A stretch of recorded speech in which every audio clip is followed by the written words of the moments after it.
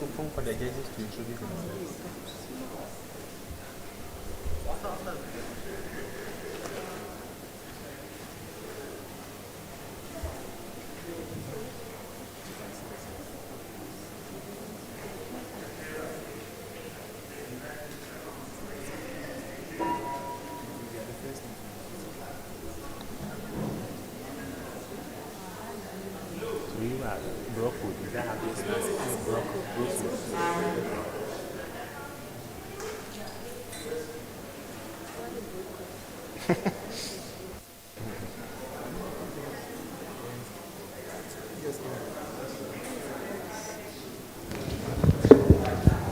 Introduction.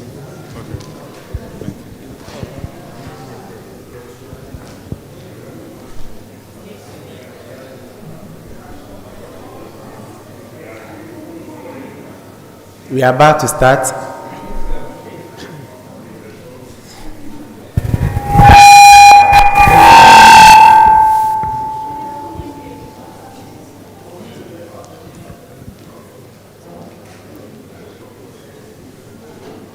So this will be the order of presentation. We will have bro code starting, and then beta followed by data genesis, and then info notes, data sense, and then data pirates will be the last. Each group has 10 minutes to present. 10 minutes to present. Five. Okay, 5 minutes for presentation. So please take note of that. We are timing, so when you hear some sound, we'll give you indication that your time is up, and then you round up. Without wasting much time,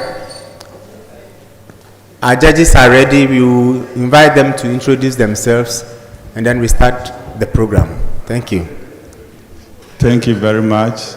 I'm Dr. Emmanuel Edu from the University of Ghana, Department of Statistics and Natural Science, a judge and a mentor. Okay, so I'm Dr. Emmanuel Awuni. I'm actually with the Department of Operations and Management Information Systems in the Business School. I'm also a mentor and, of course, a judge. Hello, Lawrence Meets with the Ghana Statistical Service, here as a judge and a mentor. And I'm also Ruby Awoka. I'm a mentor and at the same time a judge. Thank you. All right, thank you, judges. So we are starting now by inviting Bro Code. Shall we give it to them as they start? Good afternoon, everyone. My name is Gabriel, and I'm representing Bro Code.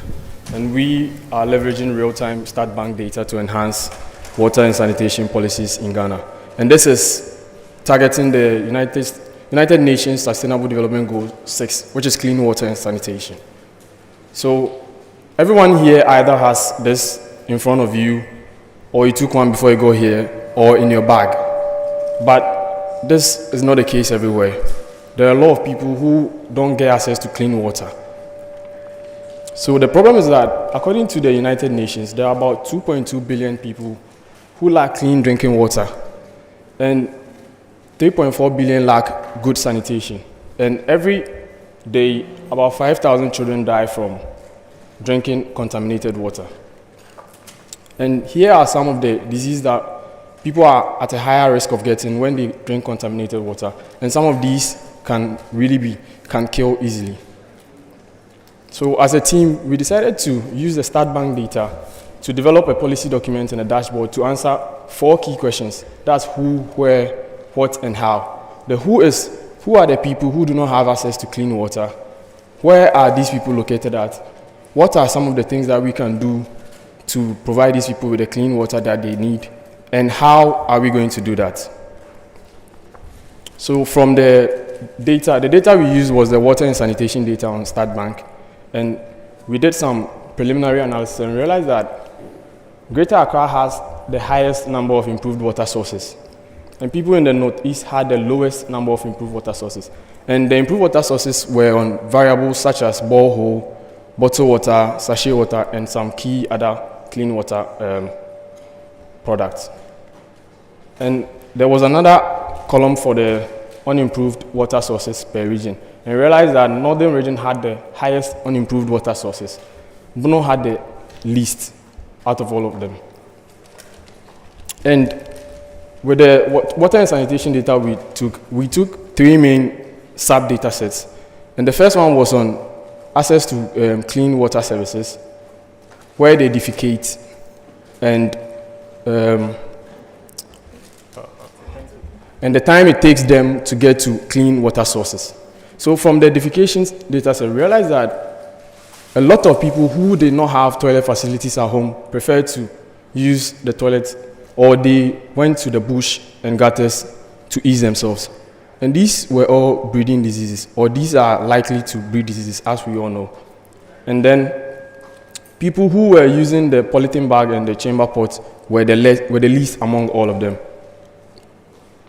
So from this, we realized that government and key stakeholders should invest in the construction of new water and sanitation facilities, as well as rehab of existing facilities, and allocate more resources to areas with higher needs. And these are the areas that we displayed in our charts. Also, we recommend that the stakeholders should promote sanitation education through public awareness campaigns and school programs. So we realized that some few years ago, there was every month, the first Saturday of every month, there was a cleanup exercise, but then we realized that it has gone down. So the government can bring that back at least once every month. If people clean their gutters and their surroundings, it can help improve the hygienic conditions. And then we also said that the stakeholders should target resources to the regions and communities that are most in need of improved water sources. And they should make it affordable for everyone, regardless of their income level.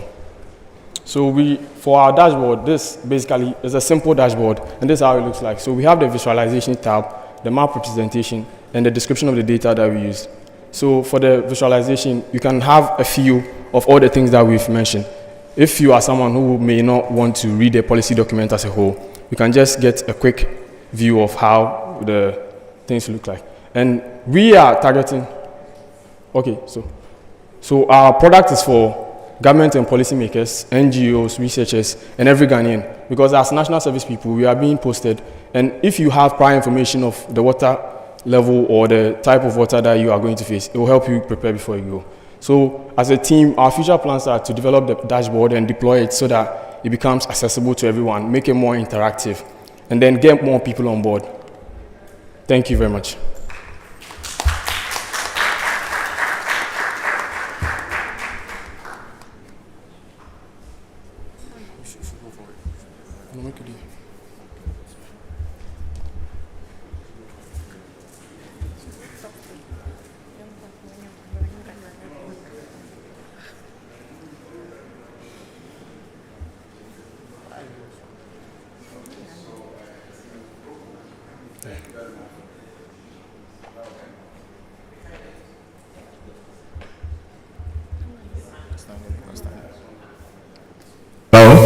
Okay.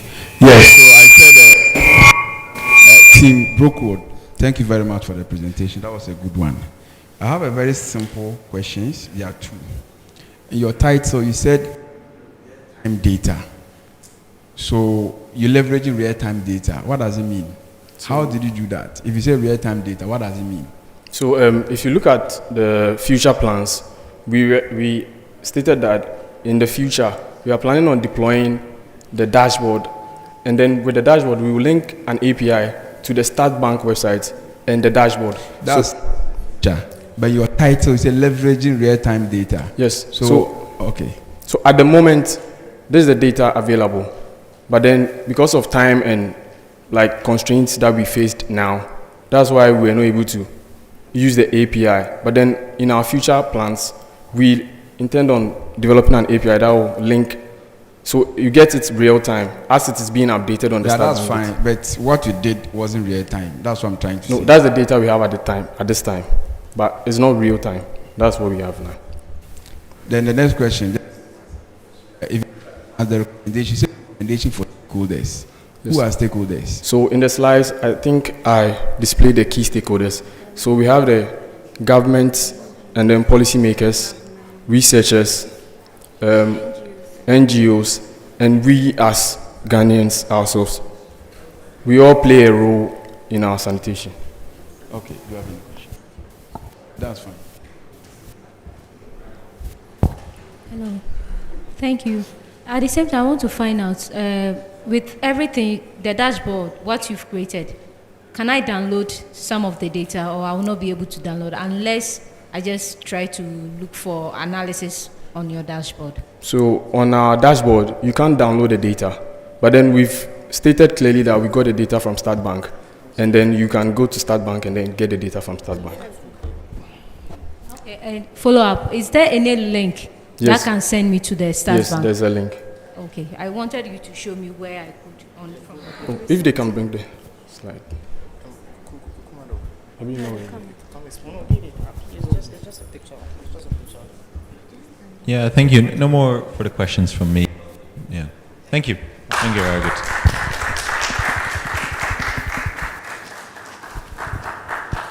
Okay, so second group. Let's clap for them. Let's clap for them.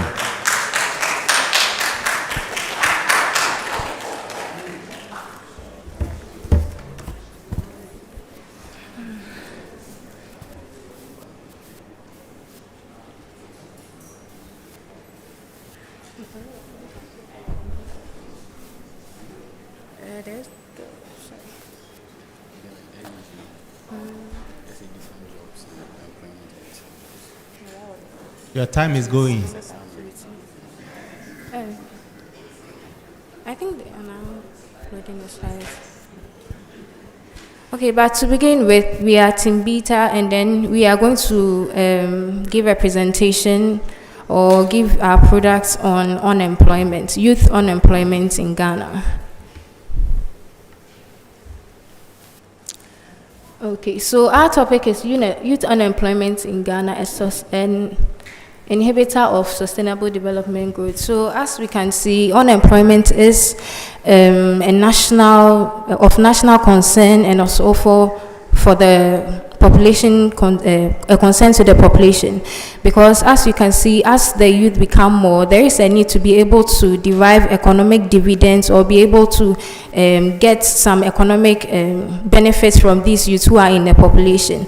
And then also the reason why we chose to do unemployment is because as part of the sustainable development goals, all persons are supposed to be able to have decent work and also be able to improve the economic status of the country. Okay, so this is just an overview of what unemployment is in Ghana. We did a little bit of research, and then from Boating says the high unemployment rates is an indication of how the health of the economy is in every country. And then if unemployment rates are very high, it means that our economy is in bad shape. And then, as we can see, from the Ghana Statistical Service or the Statistical Bureau, we have 19.7% of our youth to be unemployed, and this youth is defined between the ages 15 to 34. And then the standard for unemployment rates that is approved by the Bureau of Labor Statistics is supposed to be from 3 to 5%. And as we can see, could lead to high crime rates, could lead to, so there is a need for us to pay attention to unemployment and be able to derive policies that can be able to solve unemployment issues in Ghana. So our objective was to build an interactive dashboard showing relationship between unemployment and some other socioeconomic and factors such as education, literacy, disability, and ICT device ownership, and then also to investigate regional and district disparities of unemployment in Ghana. So we built a dashboard, and then we also built an interactive website where you can be able to access data and the levels and disparities of unemployment within each district in Ghana. So we made it in a way that you'd be able to access the levels and rates of unemployment according to each district. And dashboard is able to show the gender disparity according to a district. If you move your cursor to a particular district that you want to see, let's say Kora district or Lankwantanain districts, you will be able to see the gender disparity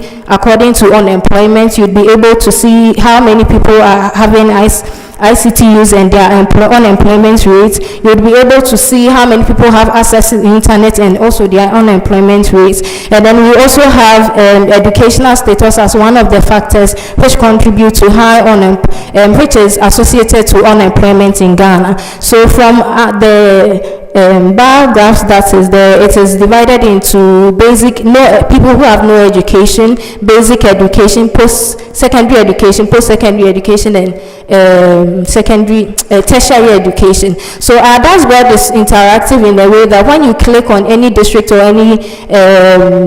any table or we have in the dashboard, you are able to see the particular district, the particular gender disparity of the unemployment, their educational status in the district, and then also we will be able to download the information in any file format that you want. So as you can see, the education, you can have unemployment and educational level, and then also something like that. So we want to also we built a website where the website you'll be able to get all the information on all the districts. There will be a link between the dashboard connected to the website. So the website has information on education, ICT, the disability, all the information that you need is there. And then also you'll be able to, we use geospatial analysis, so we use GIS so that graphically we would be able to visualize how the disparities are graphically, as if you are seeing it as the district is on the Ghana map. Yes, and then also, so this is one of the things. So we will just go to, this is what we're able to bring up. Thank you.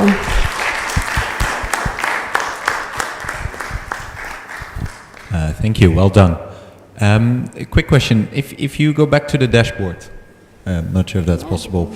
I had two questions about it. One, what do the color codes of the different districts mean? There is a map where districts are colored red to blue or blue to red. What do these colors mean? And then on the top left corner of the screen, I see now spatial regression, OLS, standardized residuals. Could you elaborate a little bit on that part of the dashboard? Because it's the first thing I see, spatial regression.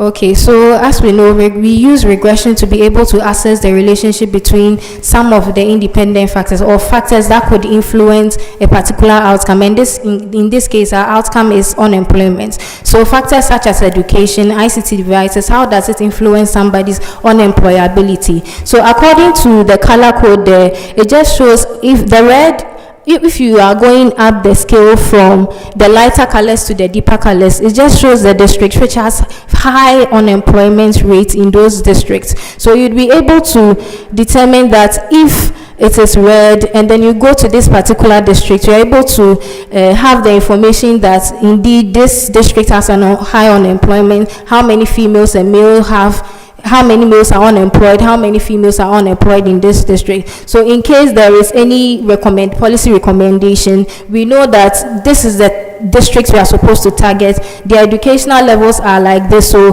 how do we improve skills or quality of education so that people can transition from just having basic education and secondary education to having tertiary education and skills, so that they will be able to improve the government or stakeholder, local governments can use this to plan well for educational structures, for how to implement skill programs for the population in those districts. So we did it according to district because we realized that sometimes when we say unemployment, they just generalize that Ghana's unemployment is this or the regional unemployment is this, but there could be regional disparities, and we've been able to show within our dashboard. So any local government, anybody who wants the product can just go in the dashboard to just pick out a particular district.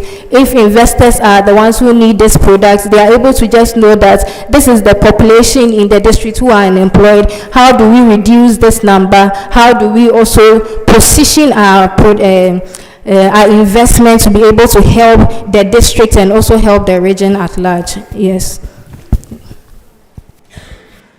Okay. Even though you were not able to give us your final submission, do you have any recommendations? Yes, we do. Yes. Can you tell us, please? Okay, so as I was elaborating, a recommendation for the government is to... No, like what I want, can you further, like with what you are doing, your product, can it be extended? Oh, yes. So more data can be added to this, just not employment, for stakeholders to be able to look at other dimensions that influence unemployment. So this dashboard can, even though it is just unemployment data, we can plot disability, just disability data and what influences disability, employability, and then also how many disabled people are employed and unemployed. We could also plot, Statsbank has data on education and literacy level. So this map can be edited, can be changed to fit educational data and also show educational disparities within districts in the country. And then we also made the data in a way that anybody can download the data in any format they want, either in Excel, SVS, and other things. And then also the website that we also created, other data can be added to it, not just unemployment data. But then even with the unemployment data, we could also explore more what other factors or issues influence somebody's unemployment status within a region and within a district. So with time, because of how the time was, this was what we were able to produce. Yes, thank you.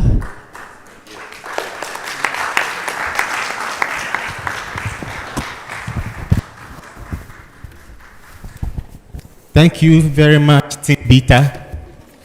Okay. Let's give it to them.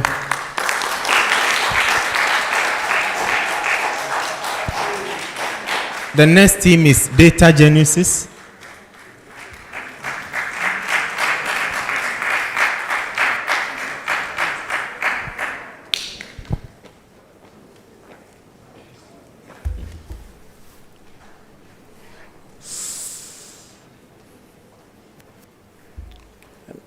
Hi, good afternoon.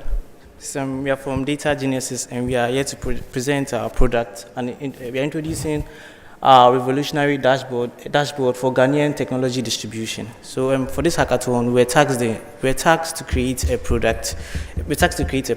And we created a website that uses a dashboard to show the distribution of internet usage, laptops as well as smartphones across the various regions,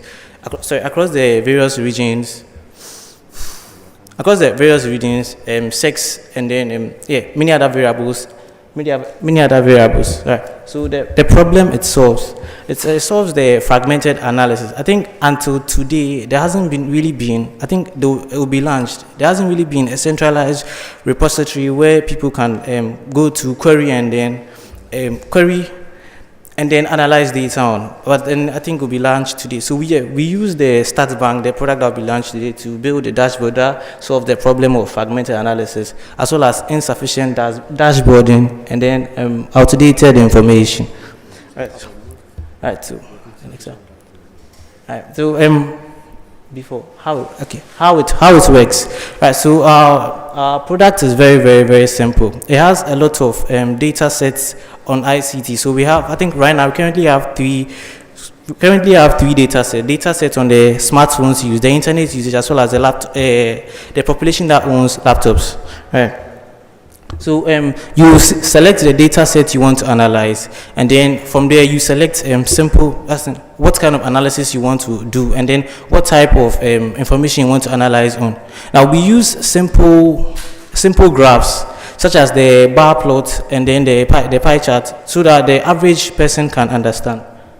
Right, so the benefits is highly customizable. Like the dashboards are very, very, very interactive. So you just select simple The next one, please. So our target market are the government agencies, the NGOs, and then urban planners. Now, urban planners can use urban planners can leverage the dashboard information to ensure technological infrastructures aligns with the needs and preferences of the different regions in the country. Right. So the next one.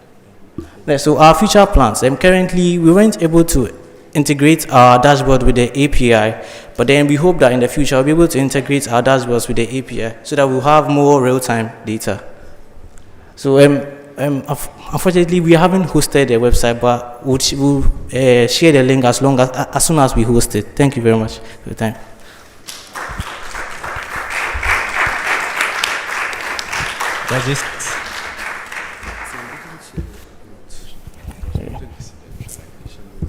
What happened to your project, the visuals? The visuals? Yes. We didn't host it online, so we have it locally. Okay, so maybe you could have given chance to probably showcase with your machine. Do you have the machine? Yes, please. But then he said if we connect our machine, it will not be able to show to the Zoom people online. Yes, please. Only the people here will be able to see it. Yeah. Okay. Yeah, because I mean, the key thing is the visuals. Yes, please.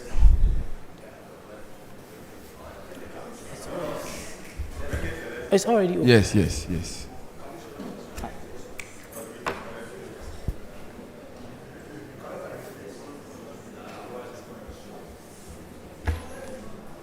Maybe you can just bring it up. Yes, we can.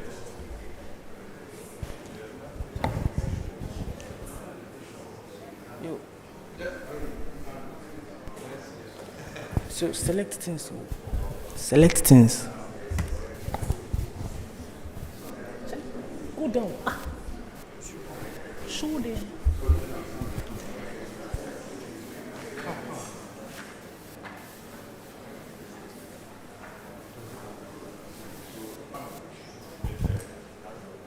Yes, please select.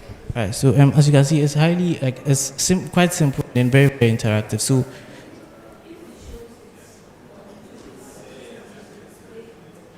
Is it? Stand in front.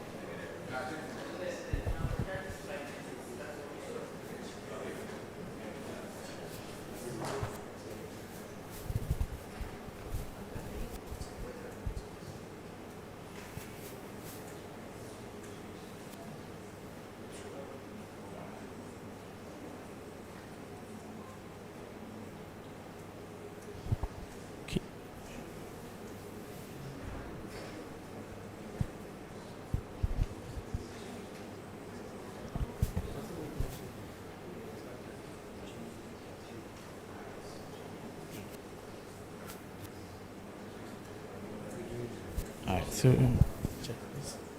Let's go. Okay, so as you can see, the dashboard is quite simple and then very interactive. So you can click on the data sets and then you see, please go in. So you can click.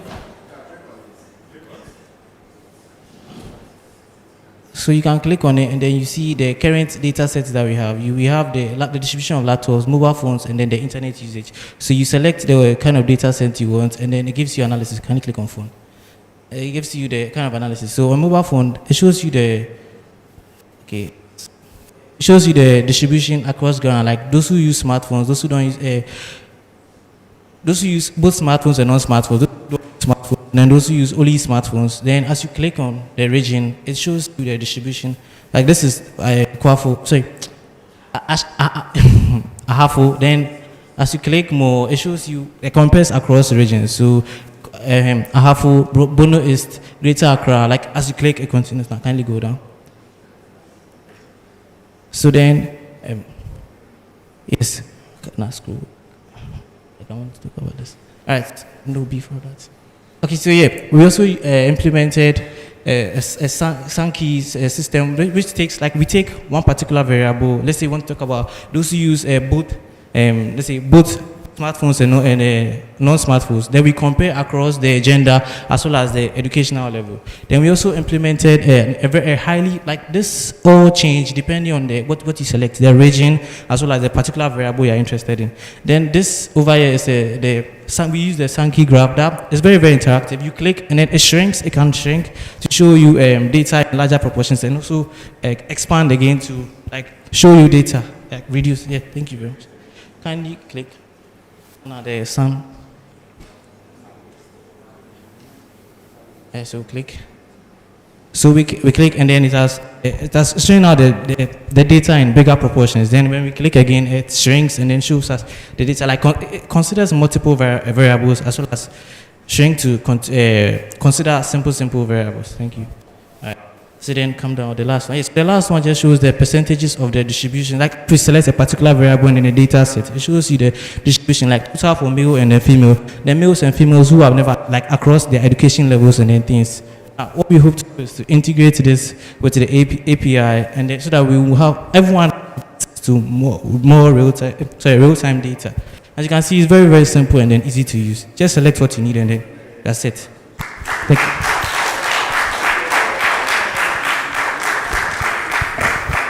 I'm a bit curious. Who use any already did software like one from scratch?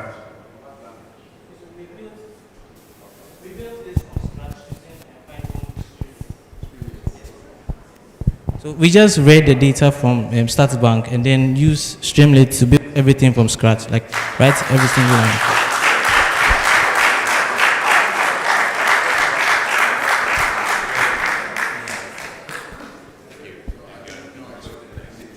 Thank you very much. Thank you. Genesis. Next group, Infonotes. Infonotes will also have a similar challenge, so yes. It's sorted now.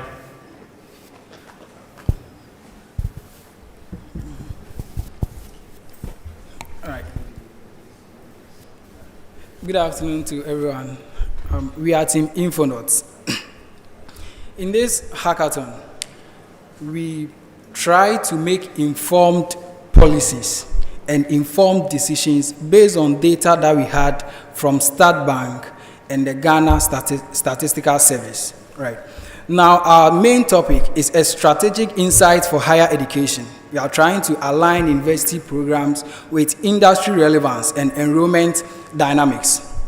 Now, how are the programs being studied in the university relevant in the job market? And also, how is it easy for the students who are being enrolled in the universities to know the career path and then the pathing to go to reach their goal, I mean in career, wherever they want to get to. So, can you move to the goals for me? Goals. All right, so we are making informed policies on programs, enrollment paradigms for universities. And also we seek maintenance and check of industry relevance in programs of study. Move to the next. All right, so we picked our data from the Statsbank and also some data from University of Ghana as well as other universities as we deem fit to produce our solution. Now the challenge here is when students come out of the university, how many of them are found in the job market related to the field of study that they were in the university?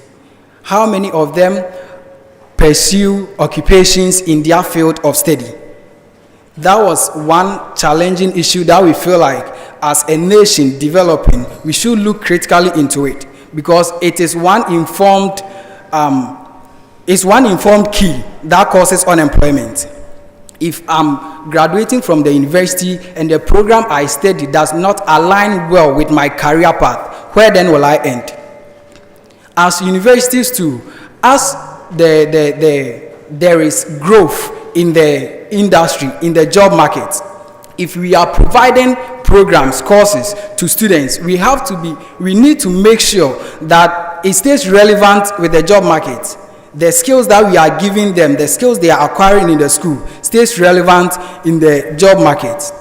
So the key insights and findings that we had from the data that we collected was to inform curriculum updates to ensure programs remain industry relevant. Is this even alarming enough? Was our data able to prove this enough?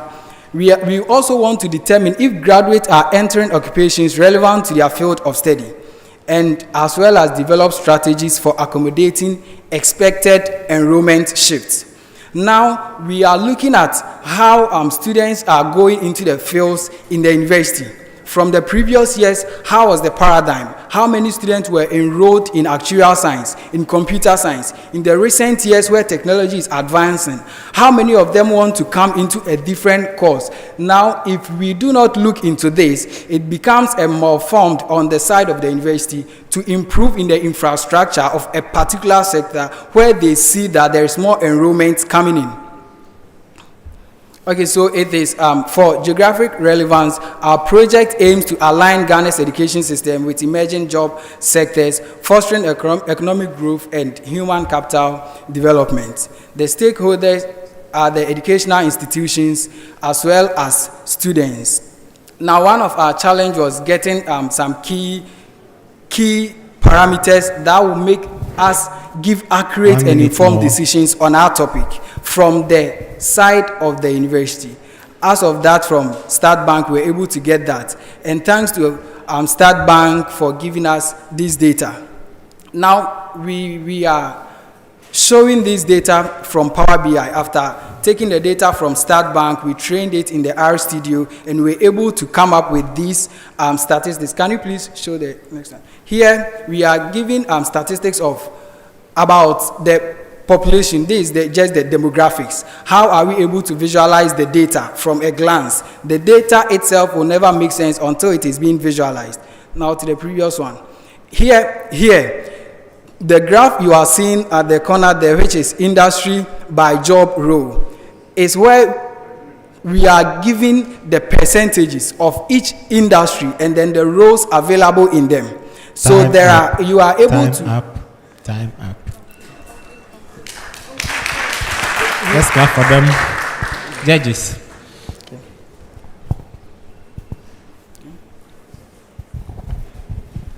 Sorry, thank you.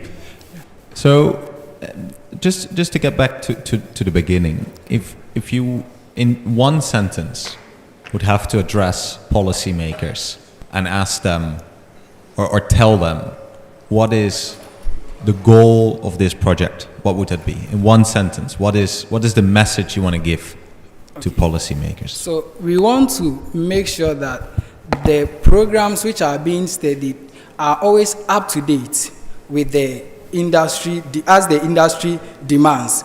And also, students should be able to give the flexibility to go in for subjects which are peculiar to the career path they've chosen, because you realize that students will come out from the university from the particular program they've studied, but before they can land their career job, they need to write some special certifications or need to take some short courses to get there. What does that mean? Does that mean that the skills they got from the university was not enough to give them that job? So that was what we are looking into. And from the statistics I showed there, you could see that some of the people graduate from program of study where they land in a different job role as we compared in the graph. Okay, just a bit of a question. You mentioned that you use R. Yeah. And then Power BI. Yes, please. So what did you use R for? We used R to clean the data. Why didn't you use Power BI? You know, it has which you cannot use to transform the data before you load it. Why didn't you use it? Okay, so before as we got the data from the Statsbank, we had it in CSV. So we tried to clean the data and give the visualizations that we can in R, but we realized that we couldn't get all that we want. We couldn't get all that we want. Some challenges were with respect to the devices and the size of the data that we had. So we had to switch to Power BI, where we could transform the ones that we've cleaned enough and then give the visualization dashboard, which was built also in Power BI. All right, thank you, that's all. Actually, you did not finish. Yes. But what I want to know is, can I download a data from your dashboard or something from your dashboard? Yes, please. So, not and from secondly, like with the last one, is can this thing be progressed? Like what you've done, can we extend it? Yes. So. And you tell me these two things, not yes, but explain the yes, please. So to your first question, you want to get data. One thing we couldn't show, I don't know if they can just click a link there. We have a website that we built for this entire thing. So it gives a brief info about the entire project. Now you can see request for demo. At this point, we have not linked the form to this particular button. There is a form which asks for your email that you can get a demo of the Power BI dashboard that we built, where you can get the visualizations and everything at your hand. Right, and also talking about improvement of it, the dashboard, as I said, is not complete. And also some of the data that we were seeking for were very difficult to get on the side of the universities. So if you are being given this at hand, we can continue the project to give real-time statistics and how it can affect career path and job enrollment. Thank you.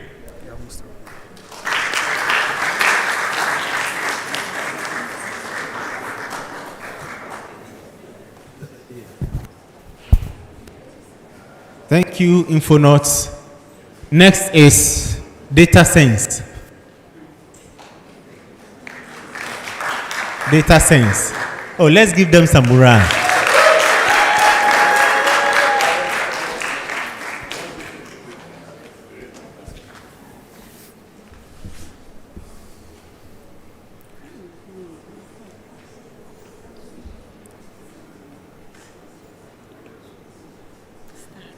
Okay.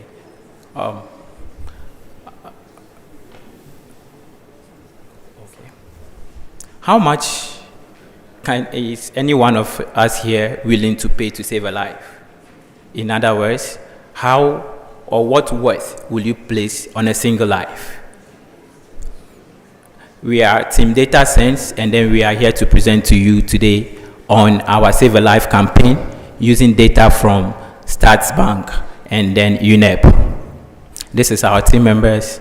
And then, so according to SDGs, infant mortality is supposed to be reduced to 12 deaths per 1,000 lives by the year 2030. However, Ghana's current statistics shows that we are at 44 lives per 1,000 births. Okay, so our objective here is that since we have this huge discrepancy, we would like to find or examine the factors that affect infant mortality and then their level of importance. This will help policymakers to actually formulate policies and know the ones that to tackle heads on in a short period of time to achieve this goal. And then it's also our goal and significance of the study that each of us here can actually quickly determine how in his or her hummingbird way he can save a life.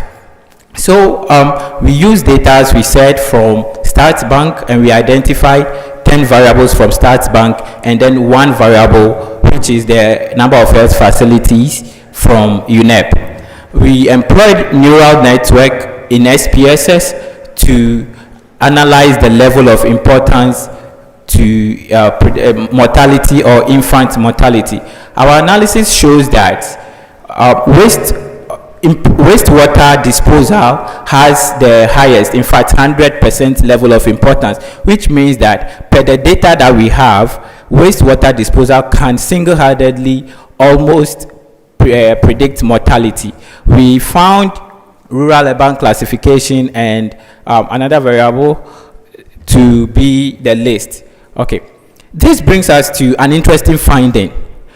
A factor like insurance coverage, which is talking about the number of people covered in a district, we expected it to have a negative relationship with mortality or infant mortality. That is, if we are able to increase the number of people who have insurance coverage in a district, then we should be able to reduce the infant mortality in that district.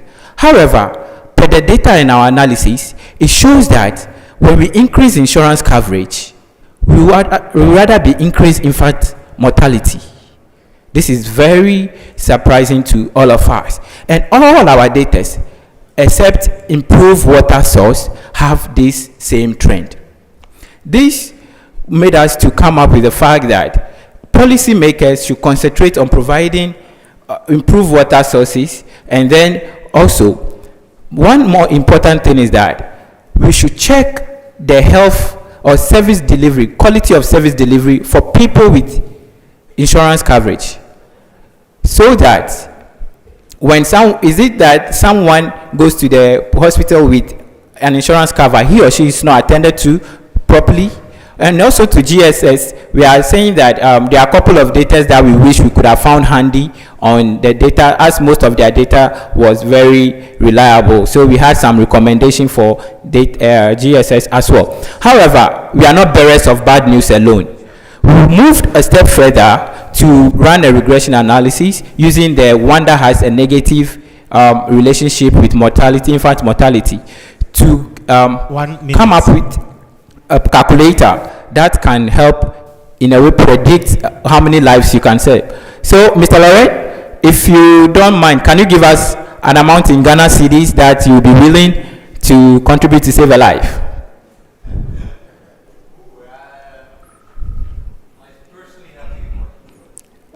Okay, so anybody can just mention an amount for us.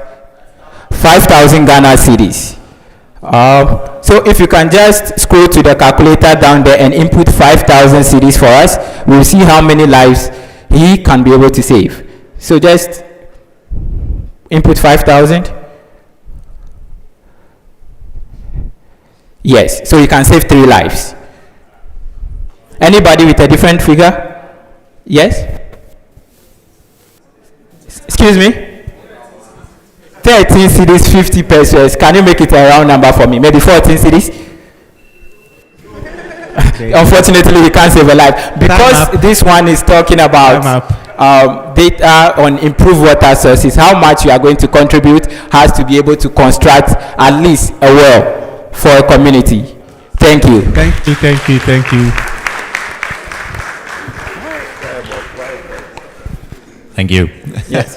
That was a great ending.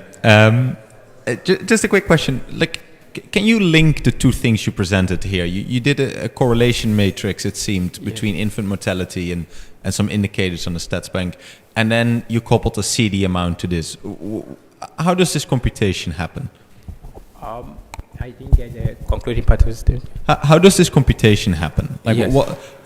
How do you couple a CD amount to this policy? Okay, so with the data we had from Statsbank, we had improved water source that was classified based on the type of water the household or the individuals have access to, such as pipe borne, borehole, and well. Well actually is the list in terms, but we couldn't get a reliable data to use that, so we dwell on borehole, which by data we had is able to serve close to 2,000 people. So when we input the amount of money that you have, we are able to use the average cost of constructing a well to convert it to the number of wells and then further translate it to number of people it can do that. Okay, thank you. That clarifies that. Yeah. And then also a bit of a technical question. The correlation matrix you showed is clearly, what kind of correlations does it show? Because these are not numeric variables. These are categorical variables. Like, what sort of correlation did you use there? So our data or the variables we use all are numeric data variables. So they're like percentages within a district having access, or like what? The percentage of they were real values of people that have access. Okay. From the thank you. All right. So, but you should have been dead. Okay. team, is it data science? Sense. Sense, okay. Yes. You said you built a regressional model based on a calculation. Yes. What are the factors did you hold constant? So we use, as we said, because most of the factors have invest in our expectation what we expected them to do. We held them constant and concentrated on the one that has a negative relationship, which is the improved water source. So all the other factors that we did, we said that because they are going to actually increase the mortality, and that one is one alone and has the ability to overshadow our prediction, it means that one would have to put in a whole lot more and before you can be able to save a life. But we held the other factors constant from our variable. Which variable did you hold constant? Because I need to know, because if I'm using your model, I need to understand which are the variables you held constant to be able to. So example is insurance cover. Insurance cover. Yes, so we listed the variables in our presentation, so you can actually sample solid waste collection and all that. But when you did, you said improve water gave you 100%. No. Wastewater disposal. Wastewater disposal. Yes. So how level of importance, please. The level of importance. So what tool did you said you use the neural network? Yes, in SPSS. In SPSS. Yes. So the question I may ask, if I'm using neural network in other software, will I get the same result? Okay, we will test for it in our testing, and actually we intend to actually use other machine learning techniques that are rigorous and time consuming to kind of improve upon our predictions as well. But because of the time and then things, we had to settle for what we can work with and create the idea. The reason why I want to add is that because if you are using the machine, you have two things. Either are you doing prediction or classification? Yes. Which one were you doing? Was it classification or prediction? We were doing prediction. Yeah. Thank you. What we did is not prediction. Okay, so what the neural network did was actually, in order to arrive at the level of importance, predicted trained the thing and predicted some values, compared those values with the data mortality figures that we have, and then shows a trend. That was used to determine the level of thickness. So which variable, okay, because of time, you let me leave it here. I wanted to take into deep into my machine learning, but leave it here. Oh, okay, yeah, right. Because deep learning, network, of course, a classification algorithm is a classifier. Okay. You give data to it. We don't use it to look at the level of importance. You can do that with PCA and maybe factor analysis and others, with the GAN, values and all that. Anyway, I'll leave it there. But so does that mean that? Okay. Yes. Can I download the data? Like when you work on your web, Yes, you can download the policy. Yes, you can download the policy document, and that has a link to Statsbank as well. They are all on the website. If they can show it to us, you can see it on the website. So our last word is just that, please, as you leave here, check in your own way how you can save a life. Thank you. Thank you. Check in your own way how you can save a life. Let's give it up again for data science. We will now invite our final team, Data Pirates. Data Pirates. Let's give it up for them.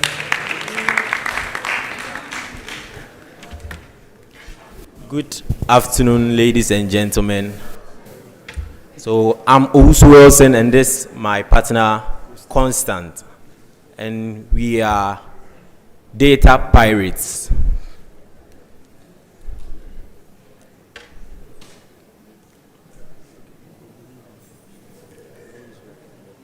Okay, so what we are here to do, or what we did from the data we were given, or first of all, I would like to thank Statsbank for giving us the opportunity to access their data and to bring insights from their data. So we actually took the housing and employment data from the population census data that we were given to handle.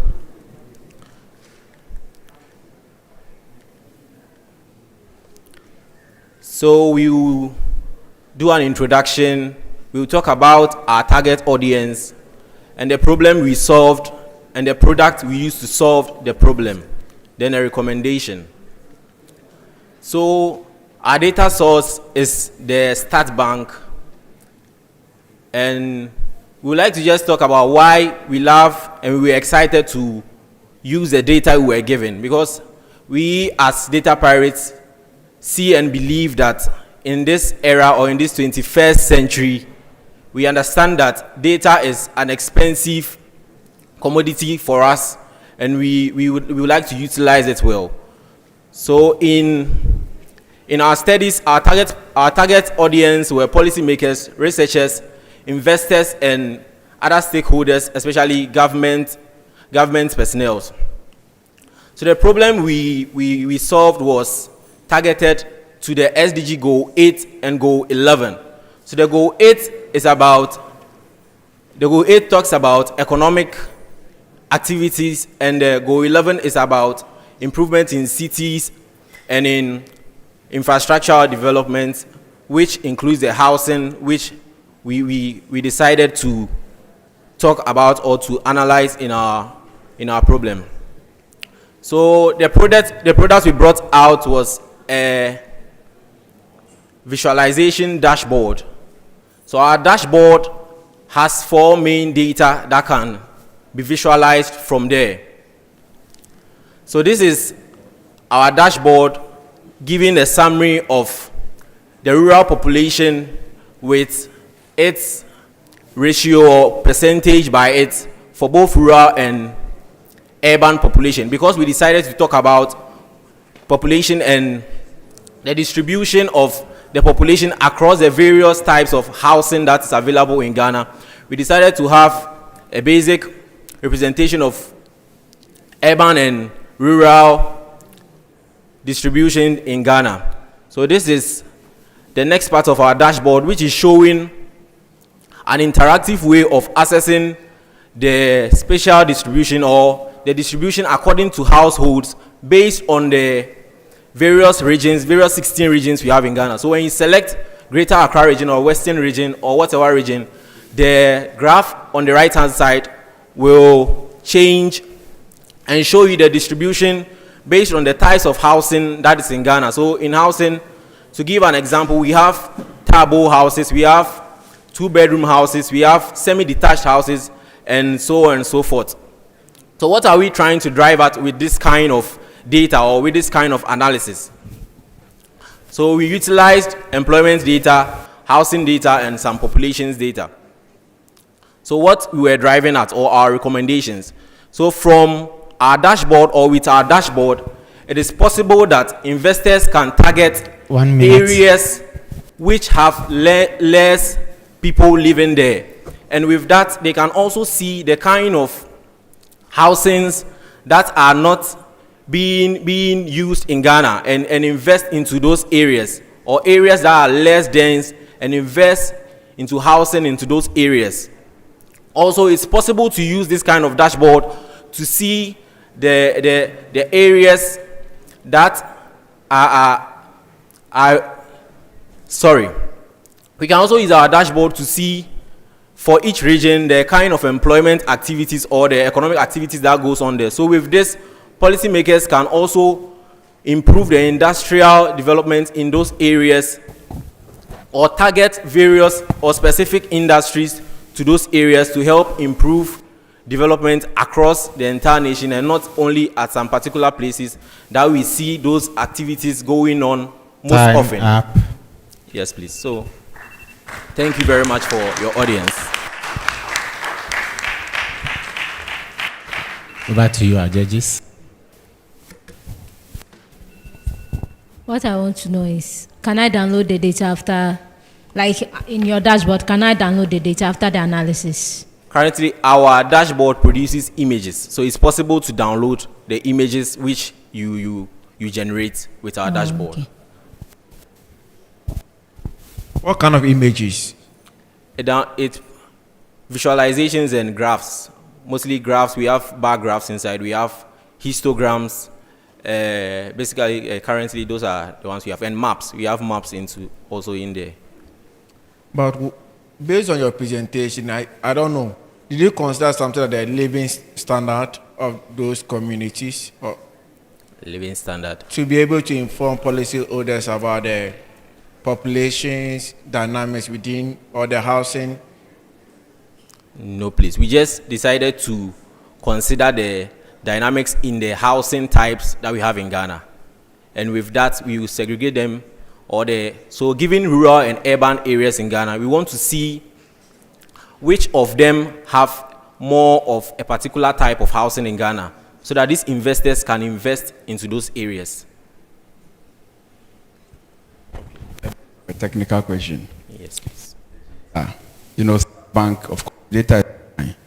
Did you pipeline the data using your platform to create this dashboard? Okay. That's one question. All right. And then the other one is, did you use any framework or let's say a tool like this Power BI, whatever, to create this dashboard, or you built everything from scratch? And what language did you use? Okay, so we built our dashboard using the framework called Shiny in R, the R programming language. We use Shiny and R programming language. Yes, please. And R programming language. Shiny is a package, a library please. That you use the to library do the visualization. R programming language. Yes, okay. Please. That's what we used. Yes, sir. Okay, that's fine. And then the data pipeline, you just download the data and then input into your project, or you use the API to just make it real time. Okay, so we downloaded the data we needed and we cleaned it and used it in a way. So most of our data is in CSV and Excel formats. That's what we used in our. So it's not. We didn't use the API, yes, but we tried to use the API though. Okay, all right, that's fine. Yes, thank you.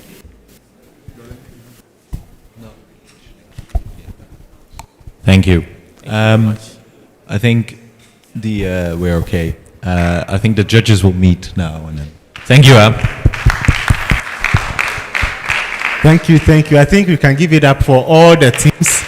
They've done well. They did this in less than 2 days. It's not easy. So I think they've done well. We will leave to the judges to come up with their decision. While we wait for the judge's decision, we will all go out there to take photographs. So the teams, the planning committee members, sorry.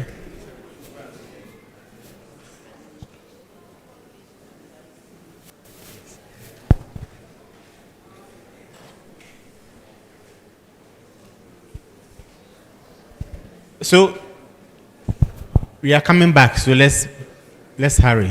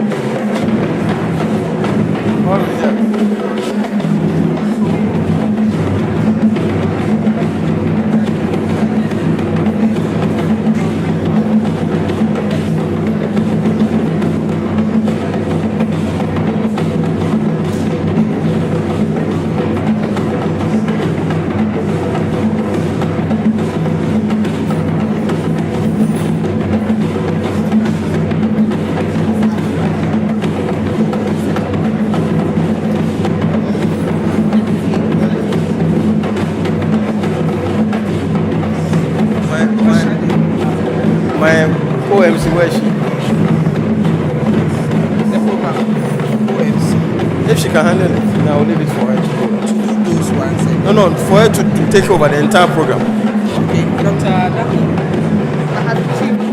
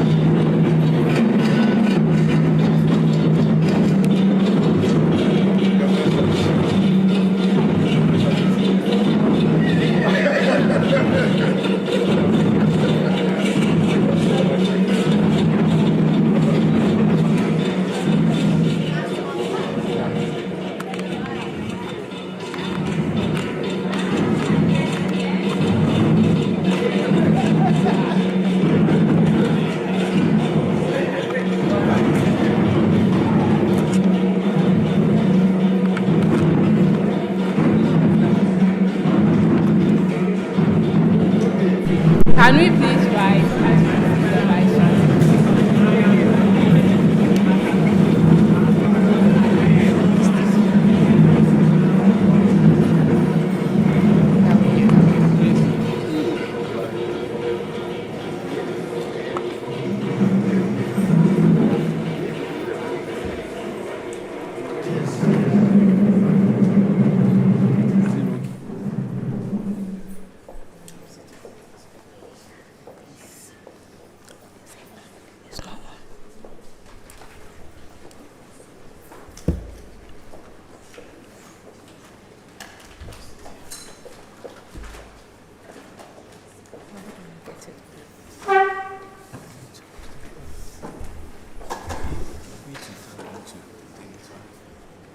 Good afternoon, ladies and gentlemen. You may kindly resume your seats. My name is Dr. Fidelia Adake. I'm a senior lecturer here at the University of Ghana, and I'm going to be your master of ceremony for this event. You are welcome once again. Professor Nanaba Apia Amfo, Vice Chancellor of the University of Ghana, Professor Samuel Enim, Government Statistician, Professor Ayaga Bawa, Director, Regional Institute of Population Studies, Ms. Vibeke Pedersen, Deputy Head of Mission, Head of Cooperation, Embassy of Denmark, members of the Diplomatic Corps and Development Partners, civil society organizations and non-governmental organizations, Nananom, Nime, Name, members of the media, deans, directors, staff of GSS, staff and students of RIPS, senior high schools present, participants of the hackathon, distinguished ladies and gentlemen. You are all welcome to this afternoon's event. This event is a hackathon being organized by the Ghana Statistical Service and the University of Ghana, and it is a very important occasion. We are looking at the opportunity of using data to solve policy problems in our country, and we've had the opportunity of having students at all levels of the tertiary education compete in a 2-day hackathon. And today, we are going to crown it all with an award ceremony. On behalf of all our distinguished members present, I welcome you to this event. We'll start off with the opening prayer, and I'll call on Dr. Aaron Christian to give us the opening prayer.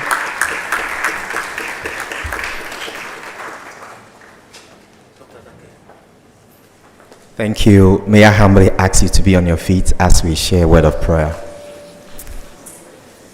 Shall we pray? Heavenly Father, we thank you for such a wonderful time like this. We thank you for the gift of life and the gift of knowledge and strength to be here.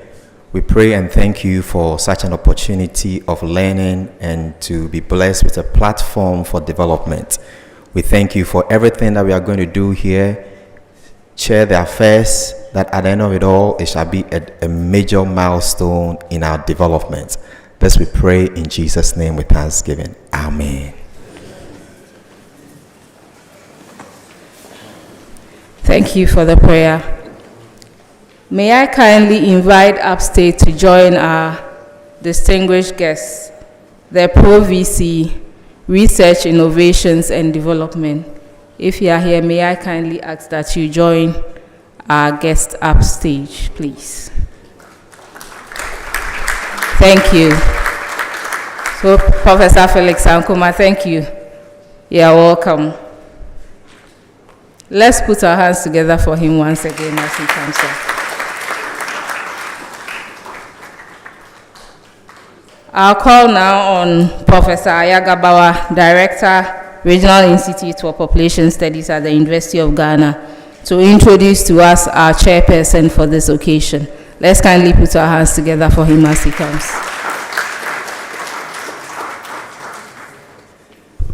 Good afternoon to all of you. I beg your indulgence to just rely on the protocols. The chair for this occasion is none other than our own Vice Chancellor, Nanaba Apianfo, a fellow of the Ghana Academy of Arts, and the first female Vice Chancellor of the University of Ghana. She's a professor of linguistics. She's a professor of linguistics and an experienced university administrator with over 21 years experience in higher education sector.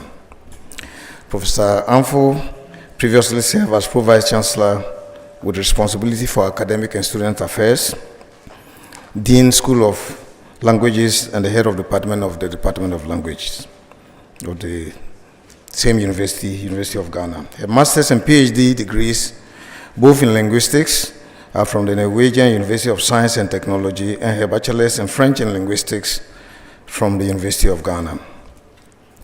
Professor Amfo has built her experience in governance through attendance of formal management and leadership programs, as well as on-the-job training. She brings a lot of innovation and resourcefulness to her leadership positions and is adept at change management. As Vice Chancellor, she's leading her university to uptake technology in all its operations while keeping people at the focus. As part of the execution of her vision, she launched a $7 million digitalization program to enhance the experience of the university in students' affairs, faculty, and staff. In 2021, Professor Amfo was awarded as the GUBA, that is Growth Unite Builds Africa Award, Nanaya Asantua, Woman of Enlightenment, for her resilience and work in academia, which has created knowledge, built confidence, and broken down barriers to opportunities. She also received the Ghana Women of Excellence Award for the Woman of the Year category in commemoration of International Women's Day, organized under the auspices of the Ministry of Gender, Children and Social Protection.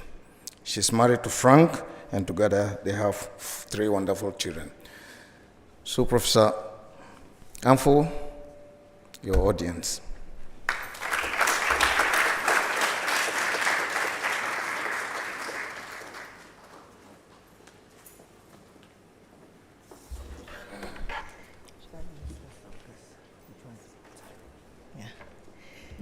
Thank you, Professor Bauer. Professor Bauer.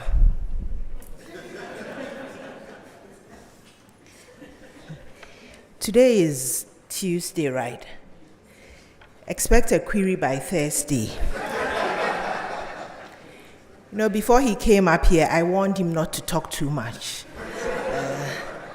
This is home turf. Just saying, the Vice Chancellor, yes, you can add the first female Vice Chancellor of UG is enough. I warned him, he didn't listen. Anyway. Professor Samuel Kobina Enim, government statistician, who are meeting for the first time in person, and I told him that he looks much younger in person. He tells me it's the Lacoste, but I think there's more to it. Her Excellency Rebecca Sandholm Pedersen, Deputy Head of Mission and Head of Cooperation, Embassy of Denmark, Pro-Vice Chancellor for Research, Innovation and Development, and other members of senior management who are here, Dean of the School of Graduate Studies and other deans and directors and heads of departments who are here, distinguished personalities from the diplomatic community, industry, public and private sector organizations, the media, civil society, and non-governmental organizations, our cherished hackathon participants and mentors, participants from second cycle and tertiary institutions. Do we have any second cycle students here? Okay, great. From Presec, right? Okay, good. Thank you. Distinguished colleagues, guests, and students, ladies and gentlemen, good afternoon. It is indeed an honor to welcome you all to our Evergreen campus this afternoon as we participate in this very important function. As host, the University of Ghana is grateful for the opportunity to contribute significantly towards development drives and initiatives geared towards the growth and development of our society. As Vice Chancellor of this institution, I deem it a pleasure to always participate in events of this nature, which bring the University of Ghana closer to its strategic objective of building stakeholder confidence in the capabilities of the university, and so I wholeheartedly accept to chair this function.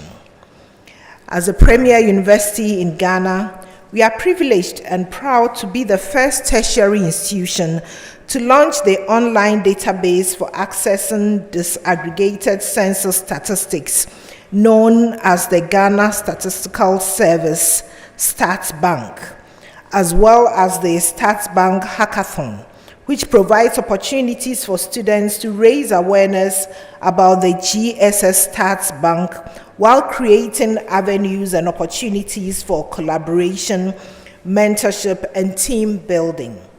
The objective of the Statsbank Hackathon strongly resonates with my goal as Vice Chancellor, which centers on the training of students to be critical thinkers, technologically adept, humane, culturally sensitive, and who are ready to provide leadership for the country and the continent. The University of Ghana, through the unwavering commitment of the Office of Research, Innovation and Development, the Graduate School, the Regional Institute for Population Studies, and the Public Affairs Directorate, has collaborated with the Ghana Statistical Service to enable us to bring this initiative to fruition. I would like to specially acknowledge the presence of the Pro-Vice Chancellor for Research, Innovation and Development, Professor Felix Ankuma Asante, and the Dean of the School of Graduate Studies, Professor Robert Dako Osei, while rendering sincere appreciation for their support throughout the process. I cannot also underscore the support of the Embassy of Denmark, the key partner who lends support to the Ghana Statistical Service's quest to roll out an online database for census statistics. Today, their partnership has made this online census database fully accessible and operational. As part of its high-level priorities, the university, through the Office of Research, Innovation and Development, seeks to promote innovation and development by making use of innovation hubs. Today, the University of Ghana Business School and its Innovation Hub are privileged to host and participate in the Statsbank Hackathon, which is being run in tandem with the launch of the GSS Statsbank. Such initiatives and programs are very essential and necessary for the holistic development of our cherished students, since it provides channels and avenues for them to nurture and develop their God-given talents while they gain experiences that are beneficial to their careers and chosen fields. So I'm particularly excited to see students from the second cycle institutions participating as well.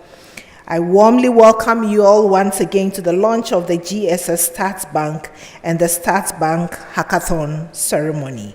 We are pleased to have you join us on the hill of knowledge, and we trust that you will learn a lot from today's program while you interact and network with the persons that you will meet today. Thank you for your attention.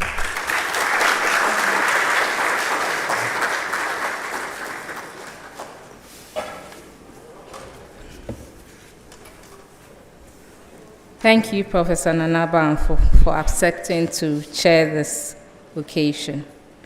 I'll now call again on Professor Ayagabawa to tell us why we have gathered here this afternoon. Prof, you're welcome.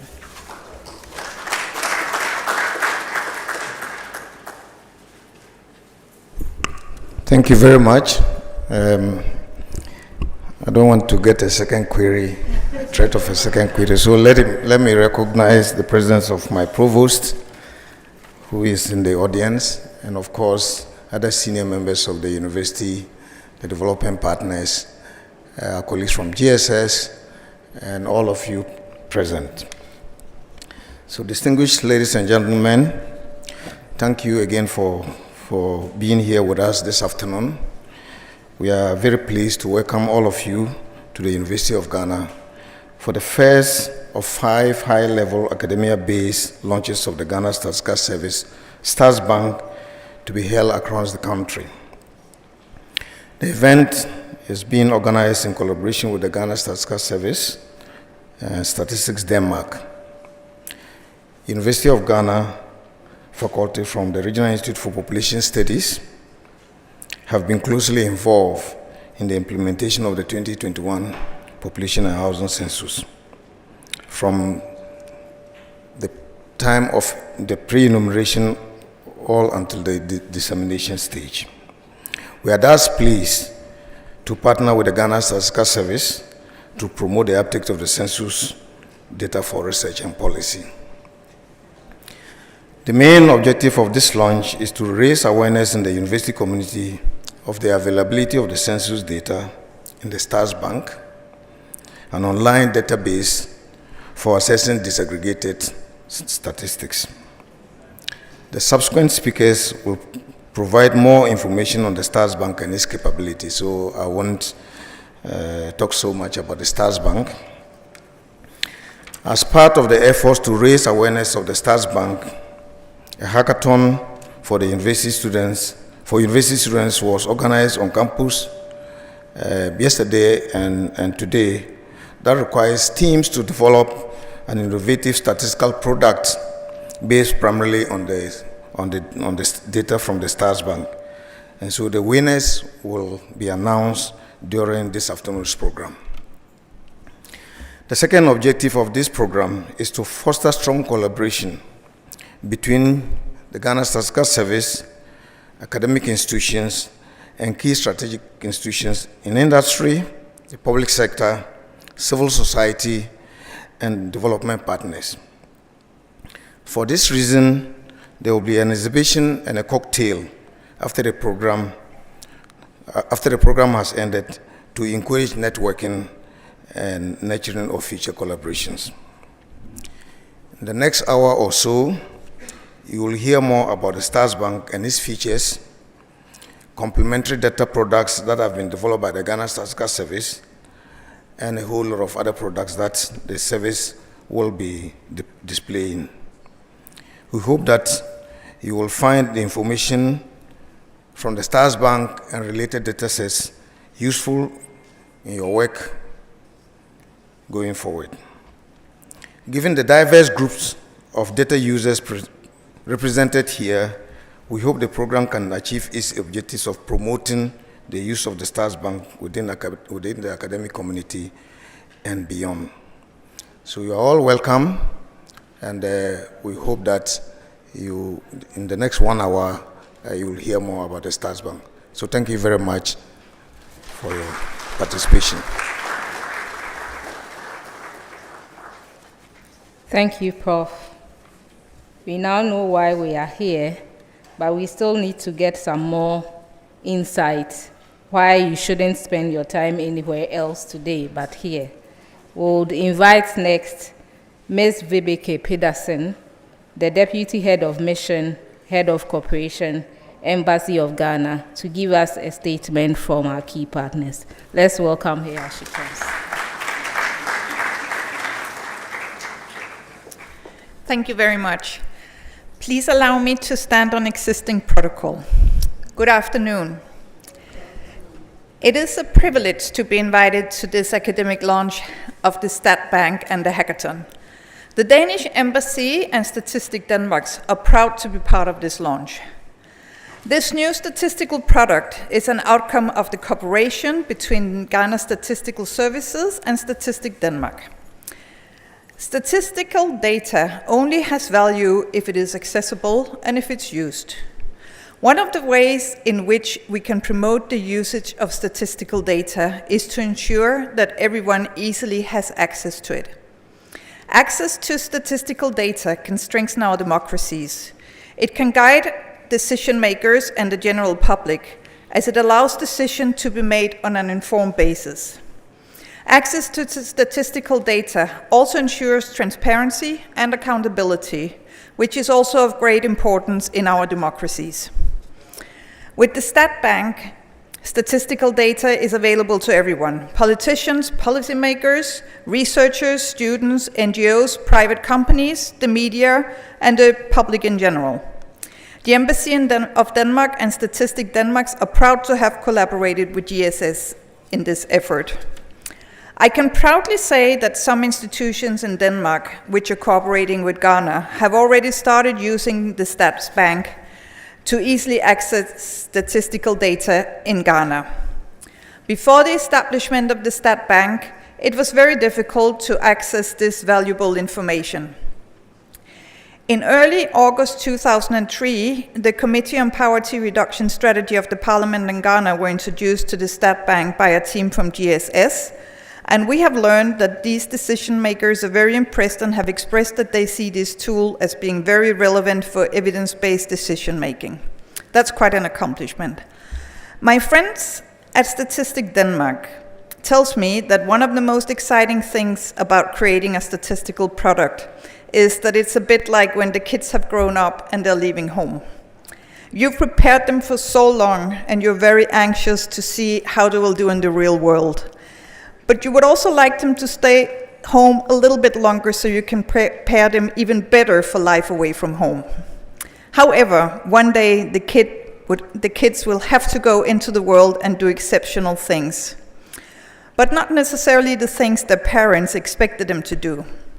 It is the same thing with statistical data. It leaves the statistical offices and goes out into the world. Then it is used in many other ways than the statisticians have thought about or even had thought possible. So now I invite you, the students, to take a closer look at the statistical data and see what new knowledge you can extract, and find out what stories or analysis you can make and tell about Ghana, and to find new ways that the data collected by the GSS in 2021 can be used. I look forward to learn about the analysis which the students from the participating 5 universities across the country will produce. In conclusion, once more, my congratulations on this achievement. I would like to wish all participants of the hackathon good luck. Thank you.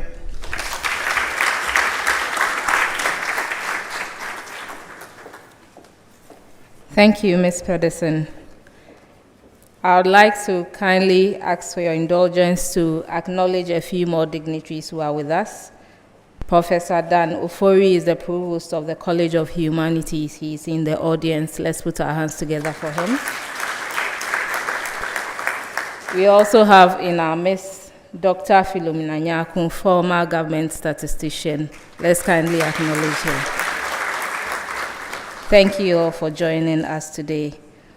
We will now have an overview of the data-centered products that the Ghana Statistical Service has in store that are easily accessible. They are online.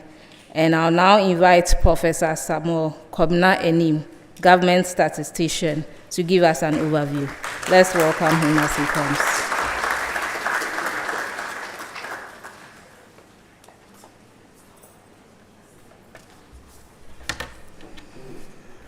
Vice Chancellor, distinguished ladies and gentlemen, good afternoon. I always want my feedback. Good afternoon. Thank you very much. Vice Chancellor, with your permission, I just want to be sure that we all have this one sheet document which summarizes what I want to talk about. Do you all have copies of it?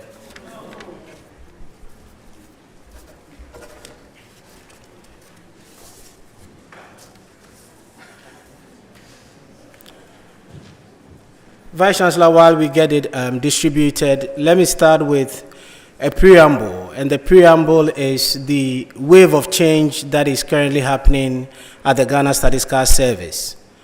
Distinguished ladies and gentlemen, if you are with the National Statistical Office, the question that you ask yourself is, the data that you are putting out, the statistics that you are putting out, are they data producer-centered, or they are data user-centered. And that is the first distinction that I want to make. Over the period, national statistical offices in the global south have heavily relied on statistics that are internationally driven by different bilateral and multilateral organizations. So you see a lot of the data that we produce focusing on the traditional IMF and World Bank needed statistics, i.e. consumer price index, producer price index, GDP. So earlier on when I walked in, somebody said year on year, because that is what people identify me with. Every month I come on air and I'm talking about year on year, quarter on quarter, and things like that. The wave of change that is happening is to move away from a data producer-centered statistical product to a data user-centered statistical product. And that is why we approached Statistics Denmark based on our cooperation to begin to replicate some of the things that we see in other international jurisdictions that points people to what data they need to inform the change that we want to see in our country. Vice Chancellor, the second point that I want to be very emphatic on has to do with the fact that given the complex problems that we have now, we say on authority at Ghana Statistical Service that no single data source can help us solve the problems that we face in the country. It is now compelling for all of us to think about how we can bring data sets together to help solve the complex challenges that we have. It is for this reason that we are building the Statistics Bank, which is not just a census bank, but it's a statistics bank that would integrate different data sets. So going forward, what we're going to do is we're not going to restrict it to only censuses, and even in the space of censuses, it's not going to be only population housing census. 2017, 2018, we did an agricultural census. We are going to superimpose that data on the Statsbank. All the surveys that we are doing, the Ghana Living Standard Survey, the Demographic and Health Survey, we're going to stick all these data, append all this data on the Statistics Bank. And the reason why we are saying that is we are set in our ways that the only way we can help policymakers solve the challenge that we have is to give them access to multiple data sources. And that is exactly what we are doing. As part of the products that we are launching today, in as much as the focus is on the Statsbank, we're taking advantage and share with you 3 other products that would make data user-centered rather than producer-centered. On our website now, if you go, you're going to get what we are calling a digital census atlas. This is a testament of the richness of the Statsbank. This will take us to all the small geographical areas that we have up to the district level, point us to all the indicators that we got from the 2021 population and housing census. So it gives us access to every indicator, the over 350 million indicators that we have on the Statsbank. We get a visualization of it based on the Ghana map. Then the third product that we are putting out there is what we are calling the rasterized map. Vice Chancellor, distinguished ladies and gentlemen, we are pushing policymakers to de-emphasize aggregates. This is at the heart of what we are doing at Ghana Statistical Service. We think that the issue of aggregates have been hyped. So anytime you talk about any statistic, what is happening at the national level, at the regional level, and at the district level, this definitely is not helping the cause, especially in the context of leave no one behind. What this rasterized map is giving to us, again for the first time, is going lower than the district level, and by 1,000 meter, get any indicator that you want. Currently, we have 3 of the statistics there, but we are open to any development partner, any investor who would want a much more detailed information on all the variables that we have at a lower level of geography. The reason why we are not able to put it out on a wholesale basis is that it has an element of sensitivity, and part of the law clearly indicates that we need to protect the privacy and confidential information that we get. So once we are going below the district level and giving you 100 by 100 or 1,000 by 1,000 meter data, depending on the sensitivity that surrounds it, we need to be careful that we have anonymized the data to a very large extent to avoid the incidents where somebody can combine X number of variables to identify a particular individual. Colleagues, the fourth product that we are putting out there, which is an enhanced version of our microdata, is the 10%. We've added a metadata to it. So these 4 products clearly points the fact that we are drifting away from a data producer-centered statistical product to a data user-centered statistical product. Ghana Statistical Service is currently coordinating activities in the National Statistical System. Vice Chancellor, with the permission of the board of the Ghana Statistical Service, permits the service to extend this invitation to the universities. And we are happy University of Ghana has prioritized this event, and Vice Chancellor particularly, you did indicate that this resonates with your vision. We would be happy if we get the university to share with us their microdata dissemination policy, take the conversation forward for us to sign an MOU with the university, and we believe that that can better be coordinated if all the departments, colleges in the university have a centralized microdata dissemination policy. Vice Chancellor, that is the only way we can get the university provide us with data which would help us complement what we have and, where possible, validate what we are doing. The University of Cape Coast started that with a Center for Data Archiving, Management, Analysis, and Advocacy. But I think the conversation around that time didn't see where it was headed. We'll be happy if we pull together our resources as a university, have a data repository, and especially with all the fantastic work that is being done by ISSER, RIPS, and other institutes in the university, we can use that as basis to build a pipeline between the data that we have at Ghana Statistical Service and what sits in the universities. Vice Chancellor, we are hoping that this will be taken seriously to ensure that the aftermath of this engagement is realized. With the permission of the board, let me mention that Ghana Statistical Service is benefiting enormously from the resourcefulness endowed in the university in diverse ways. And we are hoping that the MOU that I indicated earlier on would further be extended to ensure that this is sustained.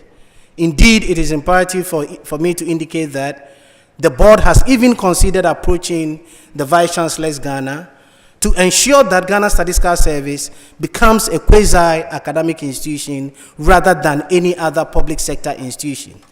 Given the nature of the work that we do there, we would continue to rely on academics, we would continue to rely on the theories that are being churned out here, but we really want to formalize this so that we can have a better engagement with the universities in Ghana to strengthen the work that we do. We are not leaving the campus without sharing with you the resources that we have. As part of today's event, Vice Chancellor, we are sharing with you all the 18 related publications that emanated from the 2021 Population and Housing Census.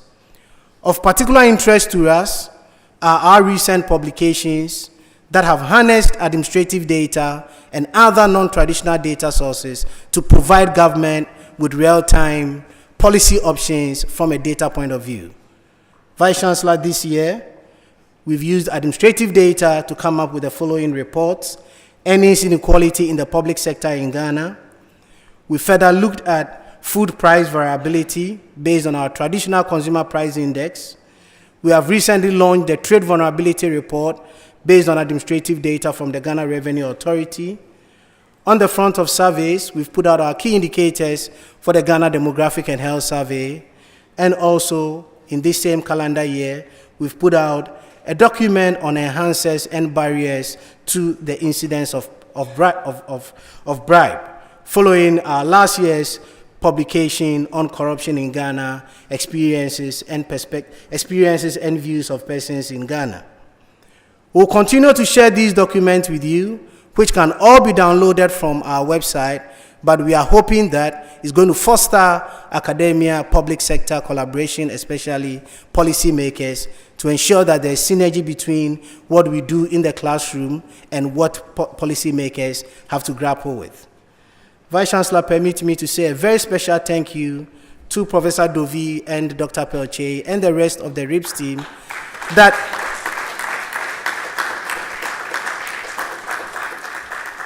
that have worked tirelessly to ensure that this has become a fruition. We are hoping that the other 4 public universities will take good lessons from the experiences that we've benefited from the UG's engagement with the hackathon, and hopefully going forward, Vice Chancellor, the university takes it up and institutionalize it so that it becomes an annual event. Thank you very much.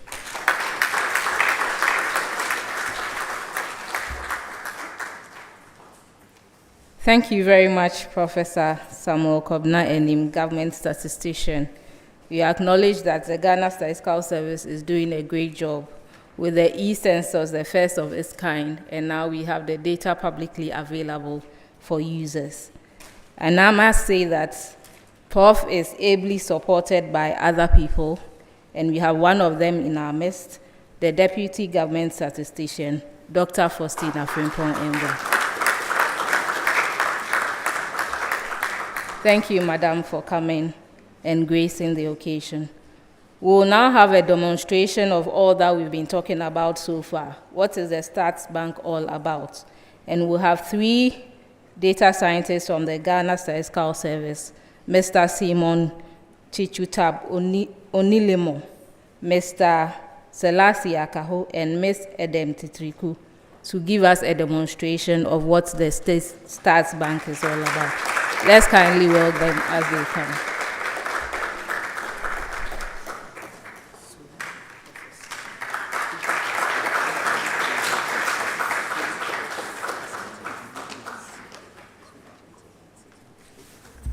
Good afternoon, ladies and gentlemen.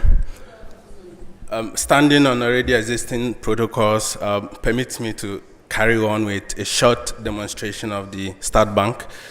So, as it's been projected, this is our website, the Ghana Statistical Service website. So you go to startghana.gov.gh, you have access to our website. And then on the website, you see a link down there which directs you to the Statsbank. So basically, once you click on that link, it takes you to the Statsbank. And once you get to the Statsbank, you see an interface displaying 2 issues. One of them is macroeconomic indicators, and the other one currently is the PHC 2021 database. So basically, as the government statistician indicated, it is still in development stage. We are trying to improve and roll on other survey data set on it. So for example, I was thinking, which statistic can I demonstrate with the Statsbank for this afternoon? And then I picked up an issue that I'll be interested in looking at educational level of disabled persons in Ghana. So basically, we're going to look at a disaggregation at urban rural level. How do we do that with a Statsbank?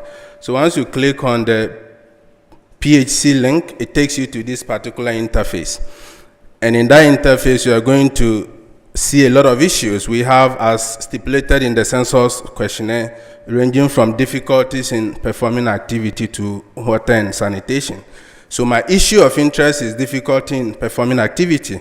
We don't want to refer to them as disabled, so they only have a form of difficulty in performing some activity. So I click on difficulty in performing activities, and what I see is a list of tables. And these contain the statistics I'll be interested in. So once I click on the first one, which is population 5 years and older, by difficulty status, district, region, type of locality, age, education, and sex. So these are the various indicators you can identify in that particular table. So once you click on that one,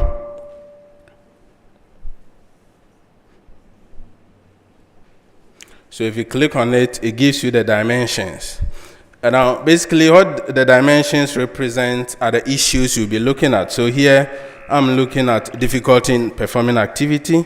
And if you look at the 2 categorizations, we have persons with difficulty and persons without difficulty. So my interest is in persons with difficulty, so I click on that first one.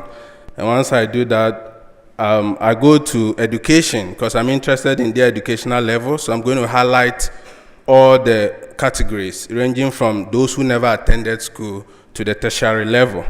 But so if you want to click on them, you click on the select all key up there, and then it highlights all the categories and the levels of education. So you scroll down to locality, If you look at the locality, we have the disaggregation, urban, rural. So I want to look at how the education vary for persons with disability in urban and rural areas, their levels of education. All right, so I click on urban and rural. So if I want to click on the two, you can press the control key and click on the two, or you highlight and drag down. It's going to help you highlight the two. And then the geographic area. You can see there is a star on the indicator geographic area because it's mandatory. What it means is that whatever statistic you'll be interested in generating, it is important you highlight at what level you want it, whether you want it for Ghana, whether you want it for each region. So you can click, there is a comb behind the select key up there. There's a comb-like, so once you click on it, it opens the geographic area dimension, and that gives you all the regions.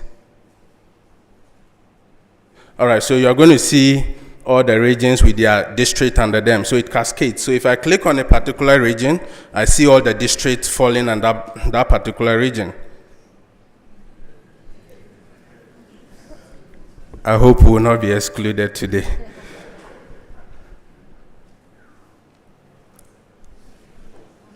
All right, so just a moment. So once you click on the regions, you see all the districts. So if I need my statistic disaggregated at district level, basically what I do is to identify the specific district I want to look at a statistic. So once I click on that district, and then I've indicated all what I want to see, there is a tab there which will allow you to display the table. And once you display that table, you see all the statistics you will be interested in. So this is the table we've been able to generate from Statsbank. And with this table, what it's telling me is that for persons with disability, what is their levels of education for urban and rural, also disaggregated by male, female. So we are not only interested in the numbers, as Prof indicated, we are also interested in how these numbers are disaggregated by the type of locality and also by sex. So if you look at it, we are seeing that for Ghana, a lot of persons with disability have never attended school. And I think this is worrying. So maybe you may want to pick this issue up to investigate further.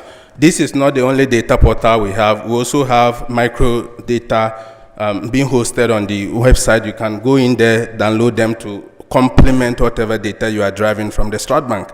But if my interest is to look at the number of people who have difficulty in performing a certain activity, I am interested in their level of education, disaggregated by their locality type and their sex, then this is how I generate my data from the Statsbank. So after displaying the table, what you can do is to save your result. You may be interested in saving the result as Excel. So if you go to the save result as, you see a lot of options there.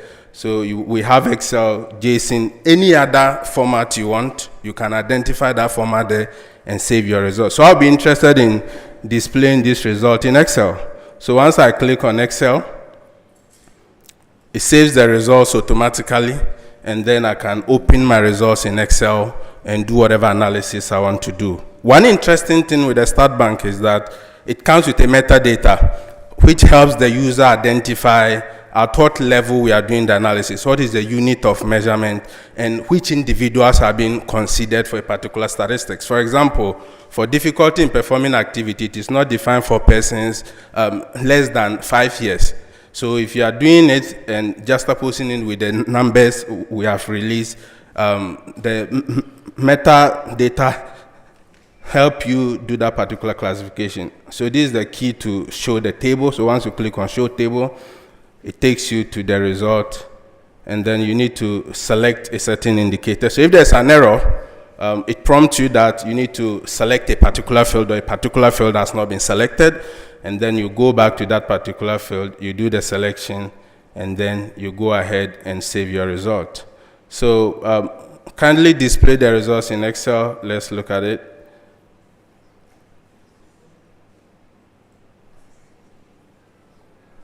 All right, so please let me explain here. We have 3 keys up here: pivot manual, pivot clockwise, pivot anti-clockwise. Basically, what these keys are doing is to help you rearrange your statistic in the way you want it. So as I displayed my statistic, we could see the disaggregation, urban and under urban, you see male, female, and the rural. So if I click on pivot manual here, I want to arrange the figures well. So when you click on any of the indicator, you can move to rows, move to columns. So if I need a particular indicator to appear on a row, or I want it to appear in a column, then I'll do that particular arrangement here. So here I'll be interested in having only level of education column-wise, and all other indicators will go to rows. So I'll move, please let's move education back to rows and keep the other indicators, that is disability, locality, geographic area, we'll move all of them to rows.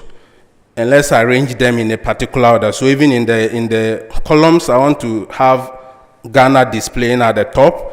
And after Ghana, I see the localities. Okay, unfortunately, we don't have the sex indicator here. So once you do that, you can arrange it this way. And then once you display the results, it becomes very nice the way you want to see it. So here, we are seeing urban, rural, and then the number of persons in urban area or rural areas, the numbers who have difficulty in performing activities, disaggregated by their levels of education. So basically, this is how the Statsbank works. And then we encourage our users to make good use of this product.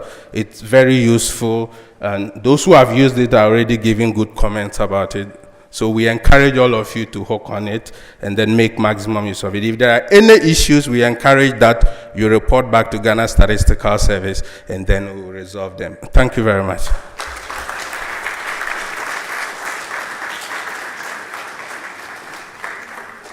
Thank you very much for the demonstration. It looks very easy sitting from here, but I'm sure that you probably have questions. And so we'll have a time of interaction when all the demonstrations have been done. So kindly note down your questions for our data scientists, and then they will give you answers afterwards. Before the next person comes up, I would like to acknowledge the Provost of the College of Education here at the University of Ghana in the person of Professor Samuel Kujo. Thank you, Prof, for joining us.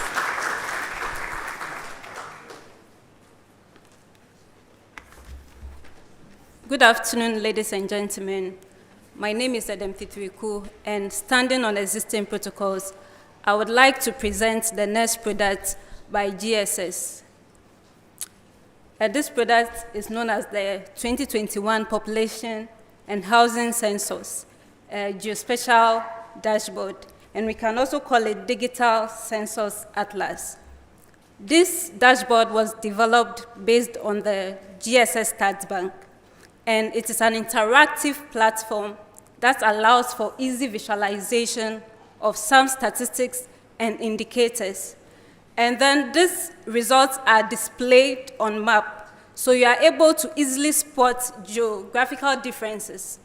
And the main objective of this platform is to enable policymakers, researchers, and even the wider public to be able to easily access and use these statistics to inform decision-making and also for planning and development purposes. I want to point out that this platform presents statistics in the form of mean, median, percentages, or rates, so you would not be able to get raw values unless you visit the GSS Statsbank itself. So once you are able to log on to the platform successfully, this is how it looks like. We have various tabs starting from the Home tab. And the Home tab gives a general overview of the platform and how it works. And we also have different tabs, which are different topic areas ranging from population, education and literacy, ICT. We have difficulty in performing activities, and so on. And there is a drop-down right beside each of the topic areas, which also give different levels or topic areas under each. So let's now take maybe one of the topics, education and literacy, and then see how it works.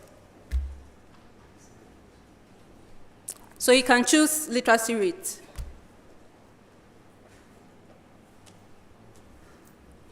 Okay, so we can see our Ghana map is already displayed. So with the various topics, we also have different level of disaggregation. So some are by male, female, and total. So for literacy rates, for example, which measures the number of individuals who are literate over the total population for maybe each region or district. Once we select maybe the total, we'll be able to view these figures on the Ghana map. So please select maybe total. Let's start with the total. Okay, so as we can see from the map, we can see a difference between the southern part of Ghana and the northern part of Ghana. Please, can someone tell us what you can see from the map? Looking at the color coding and even the legend. Hello, I need a response. Okay, then let me answer.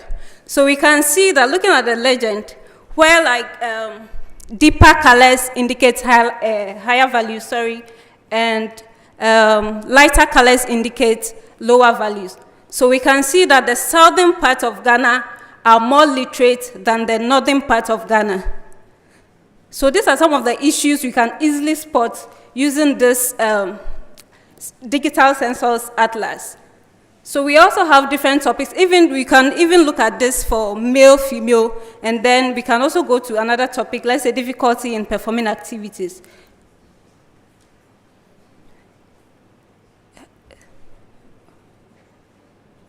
Okay, let's deal with only the literacy rate. Okay, so if you want to view regional values for each of the regions, what we can do is to hover on the map. You hover on the maps. So once you hover on the map, you are able to see the values for each region. So we can see, for example, the regions. So you zoom out a little bit so that we deal with the region. So we can view values for Savannah, maybe Greater Accra region and all that. And if you want to further look at the values for each district, you have to zoom in to make the map bigger. Please, I hope you can all see how it works. So once you zoom in to make the map bigger, then you are able to view the values for each district. So this is very important because once we want to inform policies, it's good we look at geographical location to see which of the districts are left behind so that we can know how we will tailor policies to solve these issues. The dashboard or the interactive geospatial dashboard is still under development and we will be adding more indicators. So there is not enough time to go through all the topics. I'll end my presentation here and thank you.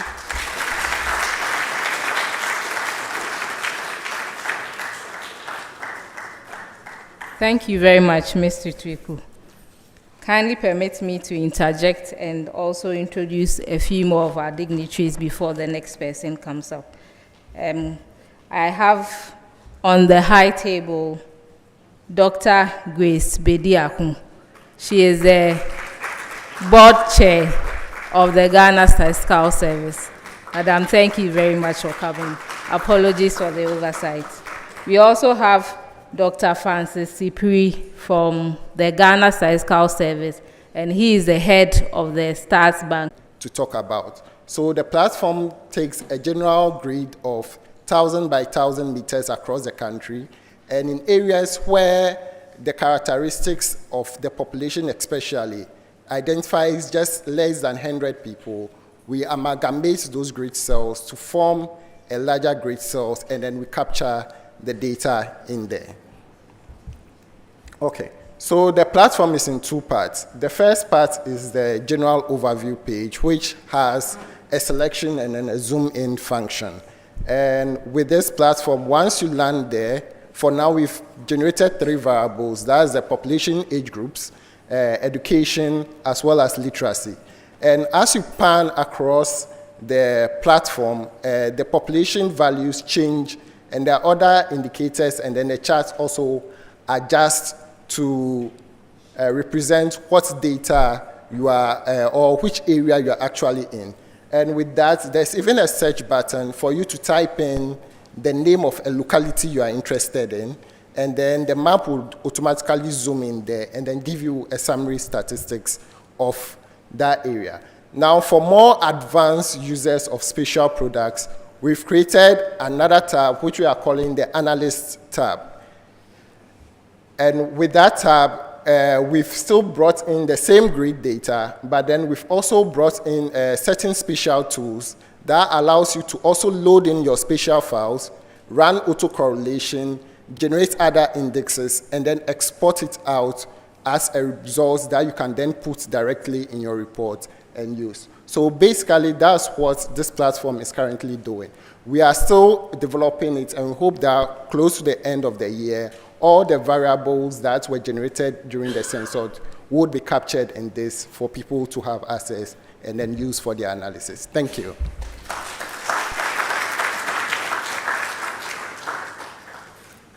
Thank you very much. I think we received quite a bit to chew on this afternoon. And so we'll go into a time of questions and answers so that we can interact with what has been presented to us. So may I kindly ask that if you have questions, you put up your hand so that we can have the opportunity of having you bring the questions.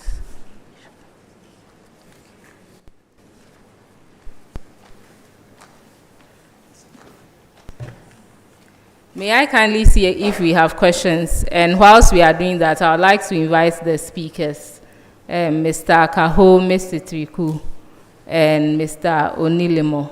If you could please come up so that you can help us answer the questions. Okay. Please, there's a question. Thank you very much for the presentations. So the earlier files you showed, do you have to, I think for the first presenter, do you have to export them to Excel before you can maybe do an analysis of percentages, or it can be done within that system? Thank you. Okay. All right, so thank you for the question. It depends on the kind of analysis you're interested in doing. So if you want to compute percentages, the app allows you to be able to do the computation of percentages on it. If you want to display the result in a chart, you want to display it in a graph, whatever you want to do, a map, the app allows you to be able to do that. You can also move it into other softwares and do analysis. One thing I already mentioned was the API. So for every table you select, the app creates an API for you. And by API, if you are working in another programming language, you can link it up with the API, and then you work directly from the Statsbank. So basically, that is how it works. So if you want to do a computation of percentages, you can do that with the app without necessarily moving the data to Excel. Yeah.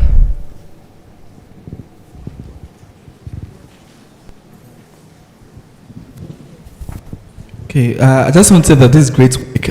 My question just follows on the heels of, so does it allow for dynamic embedding? So for example, I'm a media student actually. I do a story on my blog, and then I, link my maybe graph or geospatial, graph on my website. Would it be dynamic, or must I export it and then, insert separately?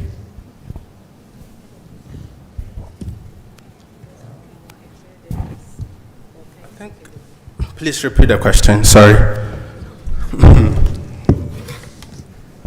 So basically, does the platform allow for dynamic embedding in maybe a news report somewhere, like a blog or something? It does, yes.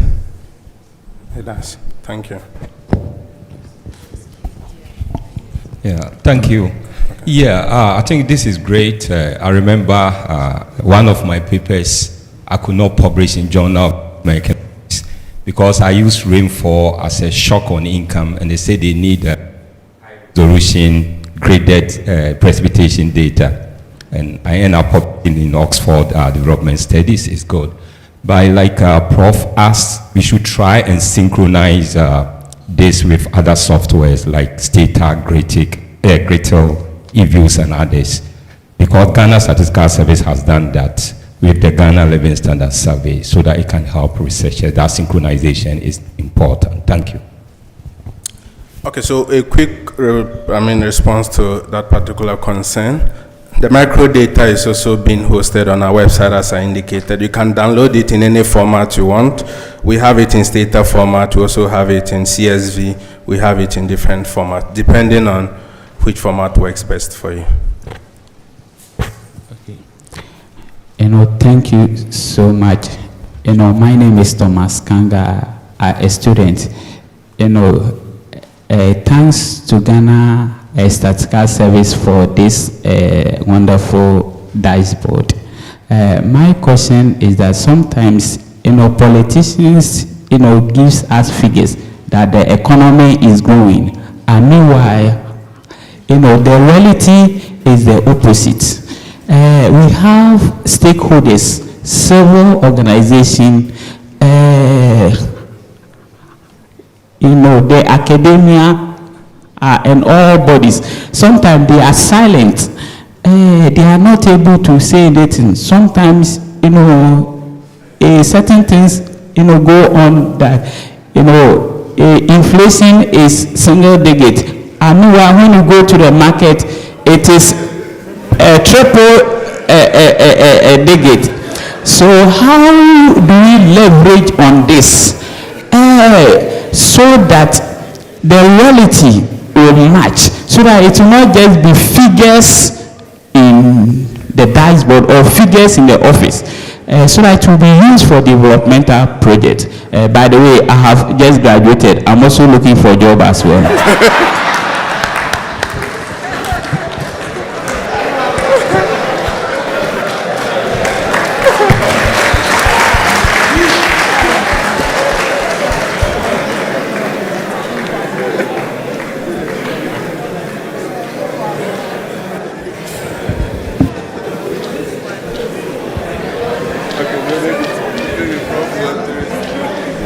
The question.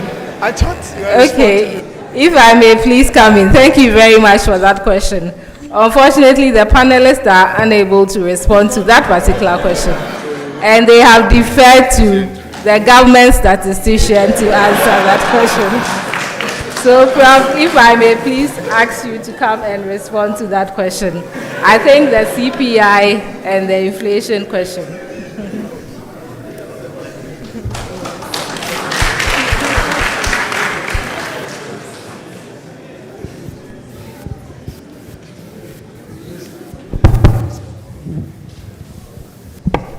The chair and my board member, they've bailed me out. They said actually it was a statement, it wasn't a question.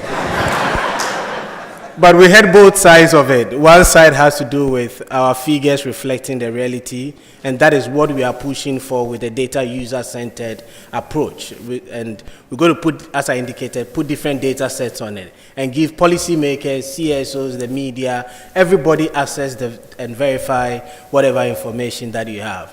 And your second part too is well noted. Thank you. Yes, thank you very much. Prof, I think my question also comes to you. There are challenges when you are putting data in the cloud. For instance, you collect data about Ghanaians and then you put it in the cloud. Technically, it's not proper because you are putting Ghanaian data outside Ghana. And some of us have had these challenges in grants and stuff like that. Is there any plan that the Ghana Statistical Service can give access to individuals or researchers? You collect data, there's a platform, you put it there, we know it's hosted in Ghana, so that it's made available to other Ghanaians for research. Thank you.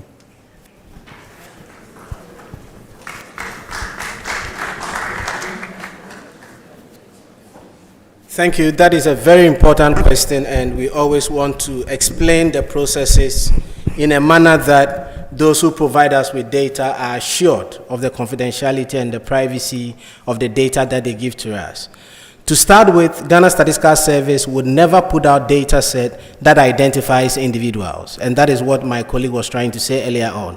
Even with this lower level of 1,000 by 1,000 meters, we're doing everything possible. That is why he said that even in areas where you have 100 people, less than 100 people in 1,000 by 1,000, we amalgamate different geographical areas to minimize the extent of identification. So we never put individual level data out.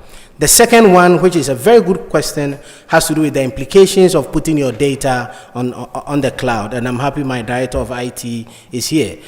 When we're going through when we're doing the census, we had to get a credible supplier to enable us put our data there. So we worked with Microsoft, and the data, although it was on cloud, was only accessible by Ghana Statistical Service. No other agency could have accessed that data. And as I indicated, once we are done and we want to put out the data for analysis, we anonymize it. So the cloud doesn't expose our data to other users. Thank you.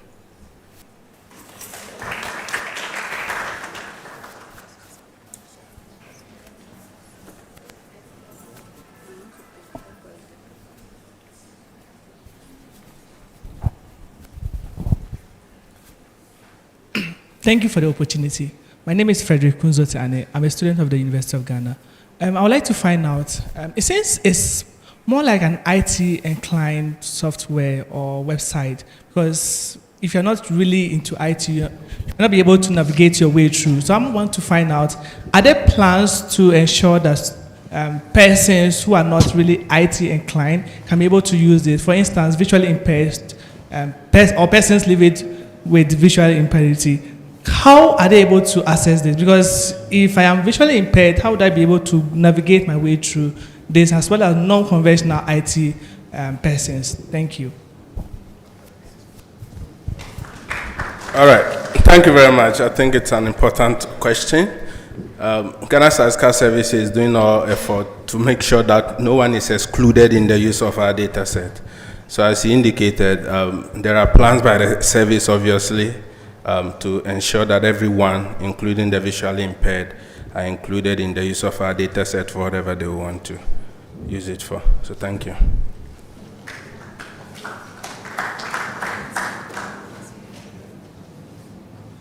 Any more questions, please? Okay, thank you very much. I don't see any hands up, so thank you so much Thank you for the demonstrations. Thank you for the interaction. I'm sure there are still a lot more that we'll figure out if we try to assess the Statsbank for ourselves and engage with it. So thank you so much, GSS and the team. We'll now take a bit of an interlude since we've been here for a bit. We'll take an interlude and then we'll come back to the awards session. Thank you.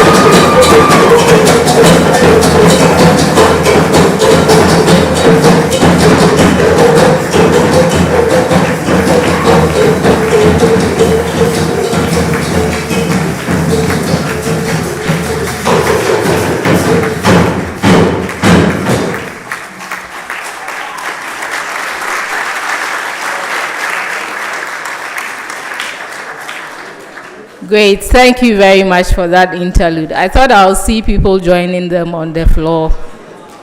Anyway, so we have come to one of the highlights of today's activity. We are going to have the launch of the Statsbank. To help us do that, I would kindly like to call on Professor Nana Bapia Amfo, Vice Chancellor of the University of Ghana, Professor Samuel Enim, Kobna Enim, Government Statistician, and Ms. Vibeke Pedersen, Embassy of Denmark. Let's please welcome them as they help us with the launch. Thank you very much, Fidelia. I was hoping that you take the cue in joining them so that we support you. Yes, so we have had the opportunity to listen to what the GSS Statsbank is about. We've also had the opportunity to see a demonstration to give us an idea of what we have in there and what we can possibly use the data for. As I sat and listened to the various presentations, Madam Board Chair, I was taking note of those who were meant for the classroom and those who were meant for the field. And we've also had a very engaging audience. I can see the interest already. For some of the questions, I saw that the team had to confer before they responded, and those that were above their pay grade, they had to bring in the government statistician. Yeah, so really, I think this is a very important tool which we need as a nation. Yes, we need to have the data, and we need to make the data available so that these will form the basis of putting out critical policies for a country like ours. So my colleagues, government statistician, and Vibeke, right, I got the name, from the deputy head of mission for the Danish embassy. We're supposed to launch this together. I don't see anything symbolic that what would we use? Yes, so we will, yes. Right. Okay, so we will raise it for the camera. So on this note, we declare the GSS Statsbank duly launched.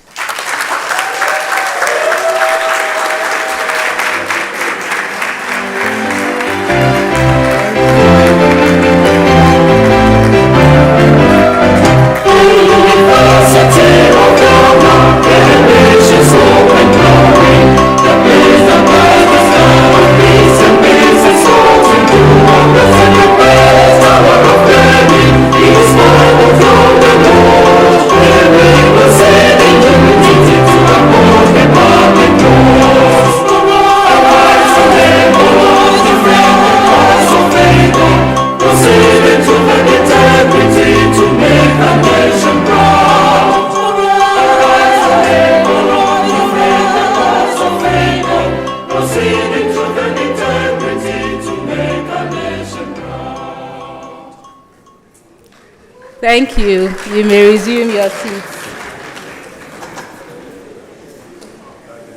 The Statsbank is now duly launched, and we are the first partakers of it. In fact, a few people have gone ahead of us, but as we are here, we can claim the bragging rights of being at the launch of the Statsbank. Please put your hands together for yourself. And I believe this will definitely go onto the public affairs websites of the university. And we have the Director of Public Affairs here. She will help us do that. She is in the person of Dr. Eliaza Ameya-Benya. Let's please put our hands together for her. Thank you, Madam. Thank you very much.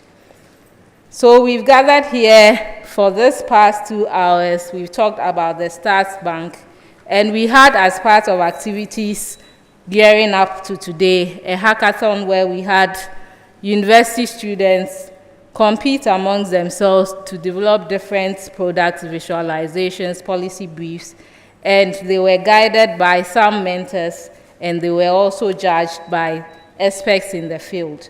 We will now call on those who helped this whole process to go smoothly to acknowledge and recognize the mentors and the judges who have helped thus far.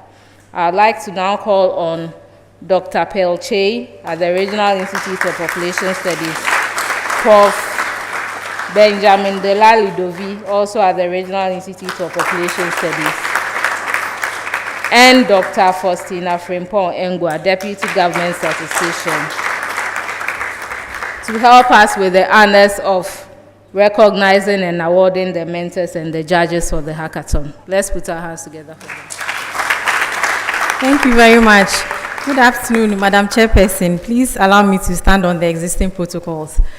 Before we award our hackathon winners, we just want to tell you a bit about what took place in the past 2 days. So we had advertised for applicants. We had 89 applicants from the University of Ghana. We chose 23. They were put together in teams of 2 to 5, and they had a simple task, which is in 36 hours to come up with an innovative product. So they had to use the Statsbank. That's all that was required of them, and within these 36 hours. So we really would like to acknowledge and really appreciate these young people, because what they came up with in the 36 hours was commendable. We actually have quite a diverse team here. We have people from population studies, from statistics, from actuarial science, computer science, math, nutrition, biochemistry. So a multidisciplinary group, and then they work together over the past 36 hours. So I'll just briefly show you introduce you to our teams and then what they worked on before we go on to the mentors. So we have Team Beta, and they worked on a visualization dashboard and website looking on youth unemployment, which they termed as an inhibitor to sustainable development. Please give them a hand.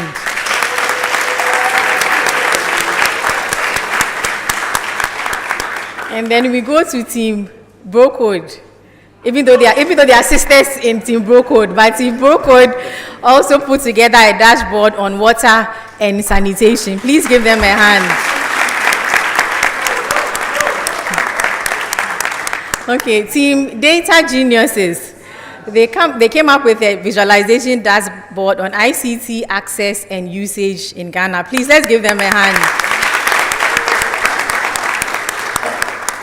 Okay. Team Data Pirates. They developed a dashboard on housing conditions. Please, let's give them a hand. Team Data Sense, they worked on a policy paper on reducing infant mortality and asking us how much does it cost to save a life, and how far will you go to save a life? Please, let's clap for them. And then we had Team Infonauts, who also had a visualization dashboard and a website on education. Please, let's give them a hand as well. Okay, great. So thank you all very much. So even as we were with these participants, we had our mentors who were of great support. So they helped us with the shortlisting, and they were on hand to guide the participants to shape whatever they were doing. And some of them also constituted the judging panel. We really want to appreciate their support, and so we would ask them to kindly come up, and then we would give them certificates of participation and a small token of our appreciation. So we'll please start with the judges from the Ghana Statistical Service Data Science Unit. Please. So Ruby will be for, this is for Ruby. Okay, Lawrence is coming first. Okay, so let's go down.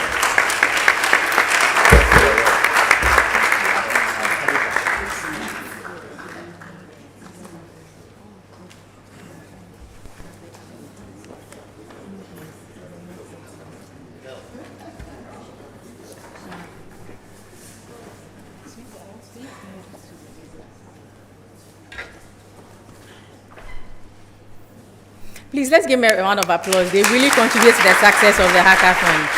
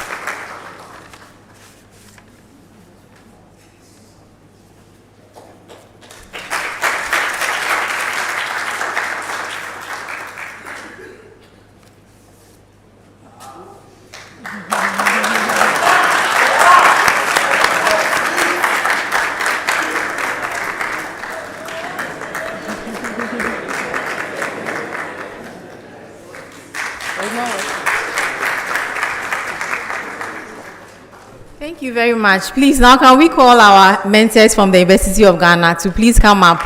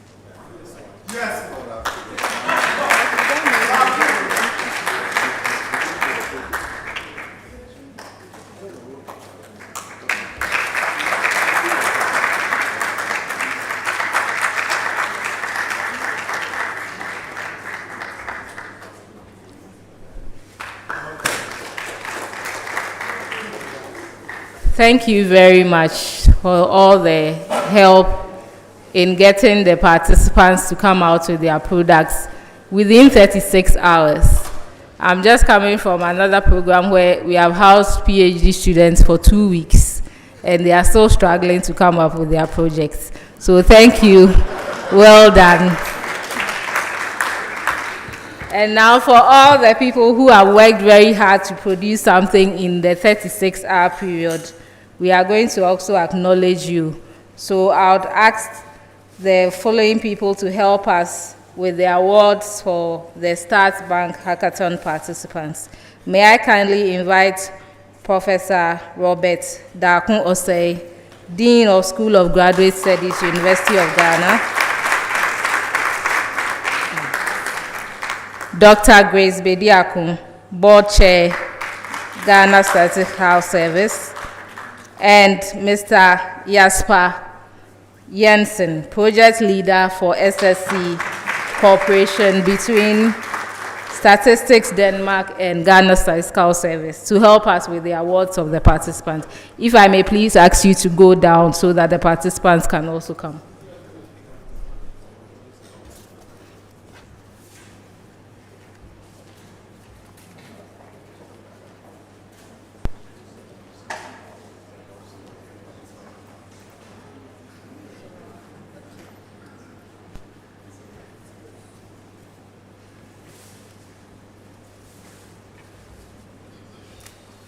May I ask the participants to come? Okay. So there's supposed to be a presentation of the order in which people came, so I'll leave it to the committee chair.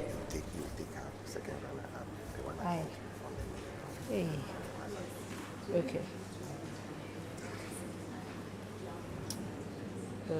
So what do you do?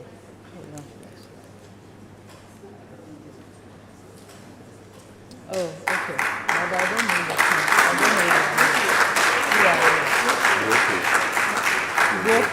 Okay. Okay. So our second runner-up for the hackathon is Brocode. They are being shown on the screen, and Professor Robert Osedako will help us give them the award.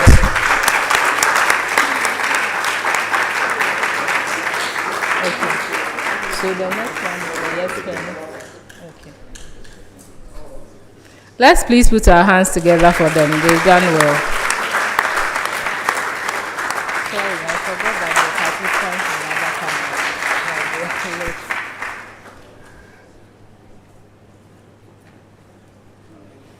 Thank you, Team Brocode. Congratulations once again.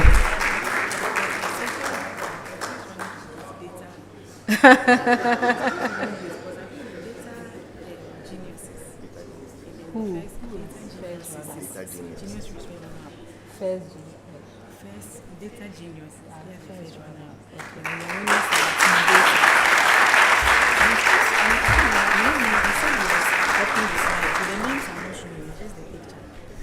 Okay, thank you very much, Team Code.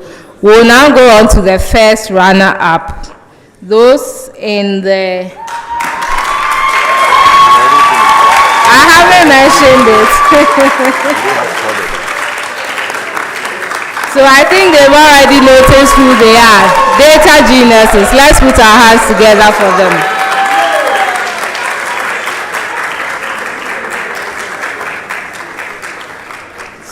So Mr. Espen will help us give the award to data geniuses. They are the first runners up.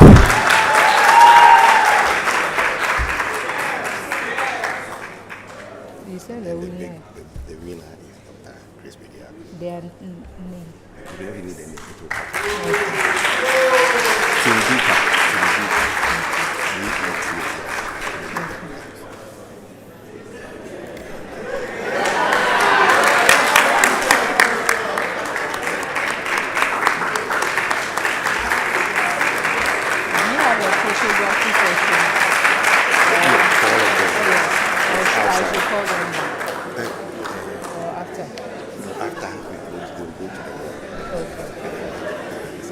But they are going to demonstrate. The winners are going to demonstrate their product.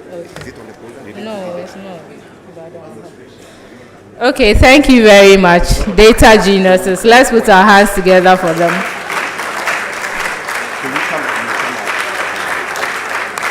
So now we go on to the winning team.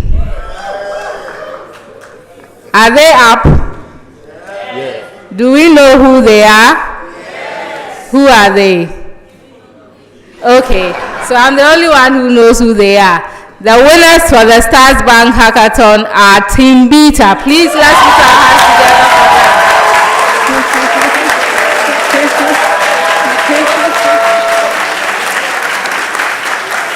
So they will demonstrate. Yes, so they are going to demonstrate. Are they coming out?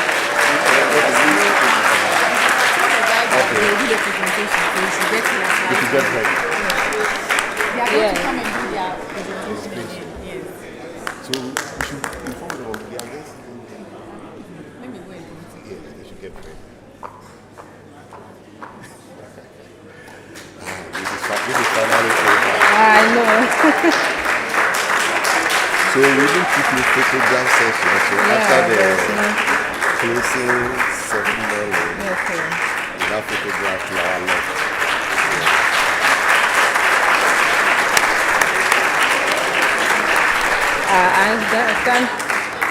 Okay, please, we are not letting you off just like that. You cannot just walk away as winners. You have to demonstrate what you did. So please, you are supposed to come show us what you did that made you win the hackathon. So please come up.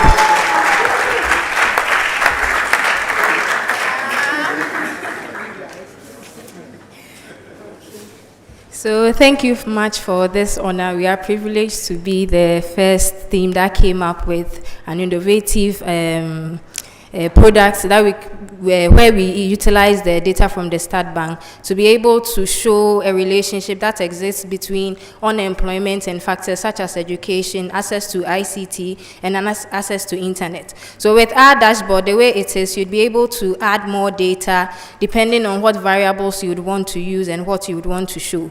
So we would go to we came up with a dashboard that would be connected to a website. So with the dashboard, we were able to put the data from the Statsbank and we were able to show how district variations of unemployment is, and then also when you move into the districts, you would be able to see the relationship between unemployment and then also different levels of education within that district. You would also be able to see the gender disparity of unemployment within the district and then what relationship that lies within it. So as you see our dashboard, we use the ArcGIS Pro, which is a geospatial analysis tool, to be able to come up with our dashboard.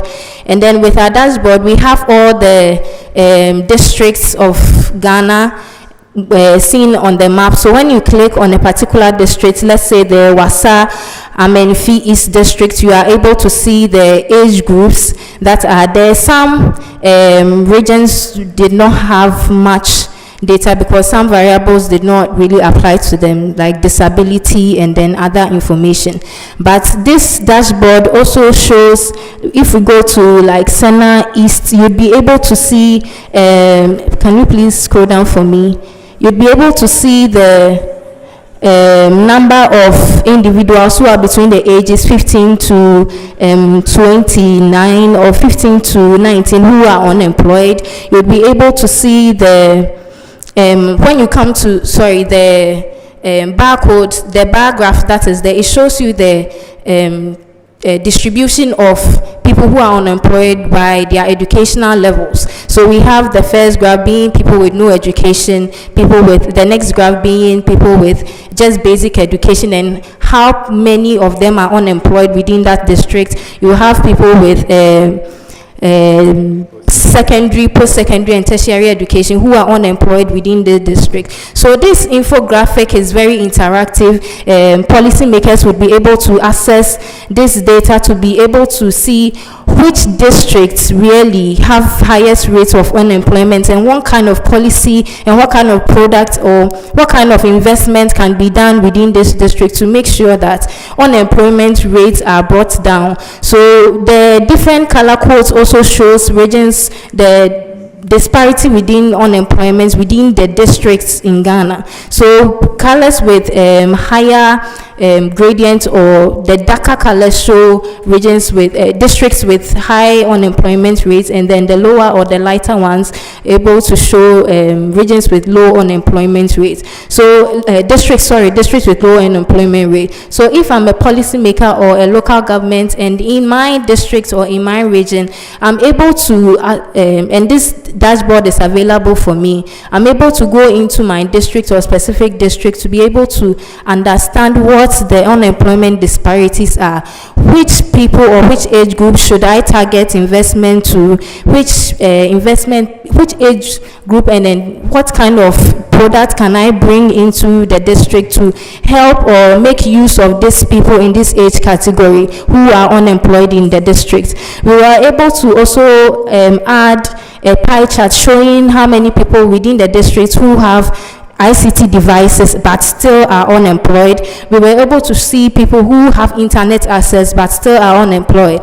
Usually you would be able to make the connection that, oh, if you have internet access, that means you have a higher chances of being able to search for jobs, and then your employability risk is higher than somebody who would not have such resources. So we've been able to link this dashboard to a website that can be that other data aside from employment. We can have education, fertility data, where we've been able to make a linkage with other factors. So you could have fertility, and then what kind of factors affect fertility within the website, and then there would be also spatial analysis showing you the dot density of unemployment or the dot density of high fertility, the dot density. If there is crime data, you'd be able to see which areas are hotspot for crime in the region. So these are the type of products that we were able to come up with, and it's accessible to every local government, any stakeholder who wants to use this data. And the data is available too on our website. You'd be able to get the data which has been run with other factors, not maybe only unemployment data, but the connection that has been made with other factors too from the website also. Yes, so this is what we're able to come up with. Thank you.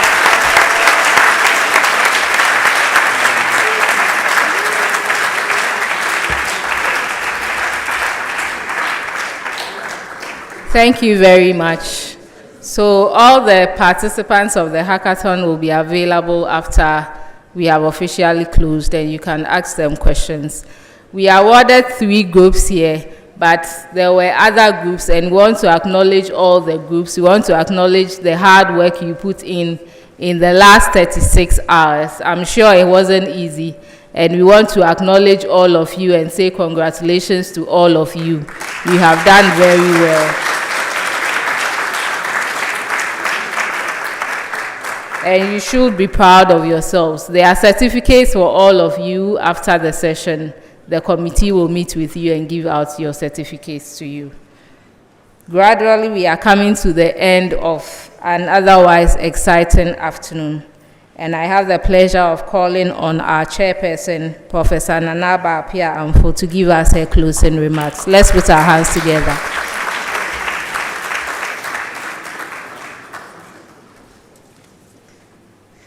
Thank you, Madam MC. Before I go on to my closing remarks, can we give Team Beta a microphone? I'm going to ask a question. If the question is answered satisfactorily, I will add a bar of chocolate each for the team members. You see, I've spotted my administrator in the audience, so I can afford to say anything, and it's up to her to ensure that it is done. So my question is, what was your working definition of unemployment? Persons. So our focus was on youth unemployment. So that's persons between the ages of 15 to 35 per definition for Africa.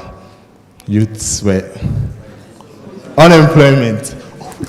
I beg you, don't start deviating. You see, I miss the classroom, so when I get people like this, I need to use them. Unemployment. Yes. So per the data, we classified unemployment as persons who are not in the labor force, but within the labor force age, which is 15 and above.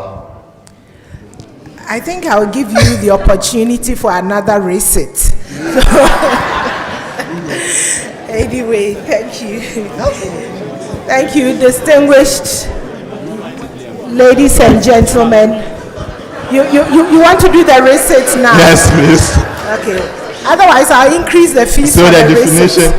definition of unemployment are persons who have been engaged in any economic activity within 8 days before the survey night. Okay, my administrator is sitting right behind you. Yeah, so make sure you contact her. She will let you know where to come for your bars of chocolate. Yeah.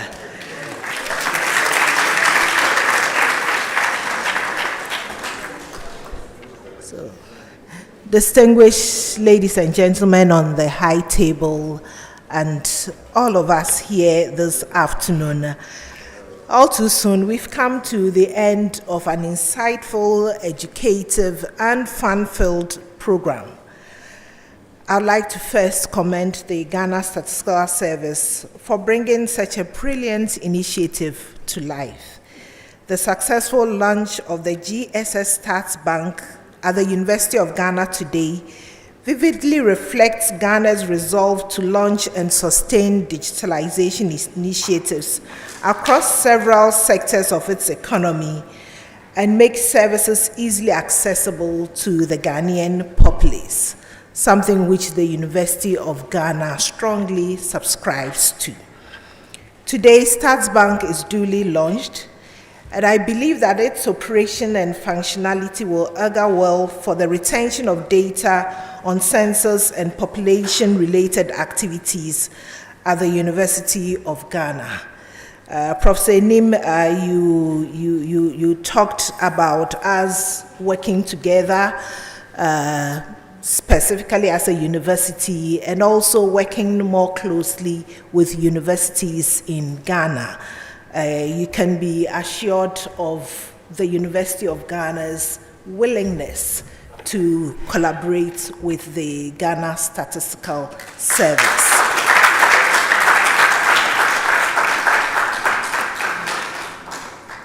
There are units in the university which are already working on creating data banks, and we will be very happy to collaborate with you so that we can put our efforts together for greater results.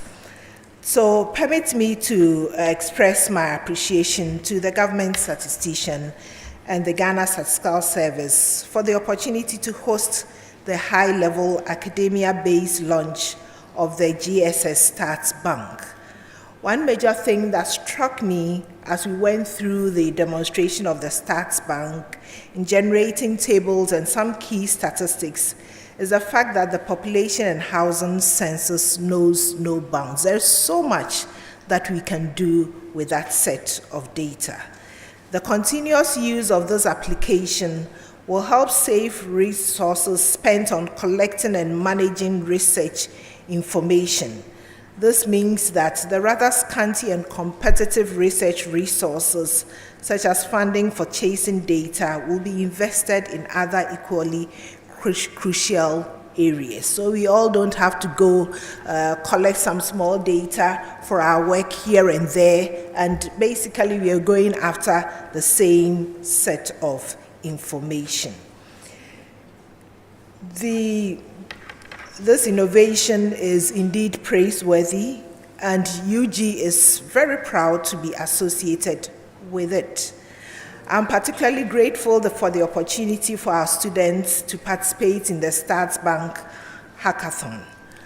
And with what we have witnessed here today, I am confident that we will emerge victorious in the National Hackathon organized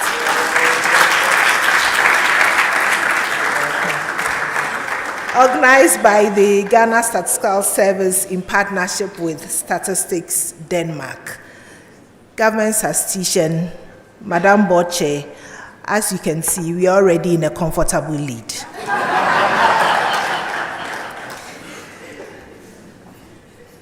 Really, the Dean of Graduate Studies says that this gives him comfort.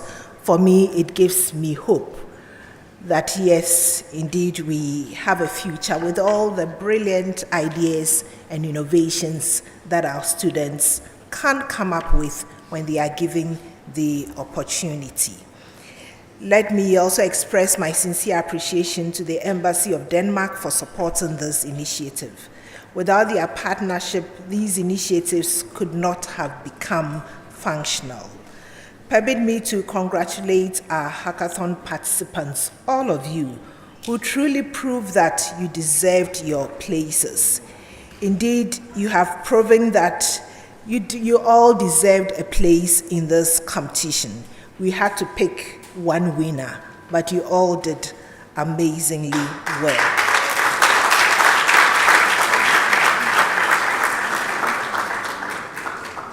You call for a job well done, and I charge you to become the first Statsbank student ambassadors so that you will champion the publicization of this application, share it among your peers and associates.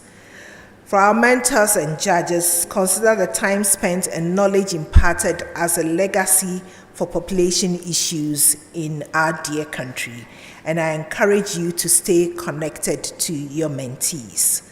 Above all, the networking opportunities offered by this launch and the hackathon are priceless, and I urge all of you to be part of the final national event to be confirmed very soon, where University of Ghana contestants are going to emerge winners.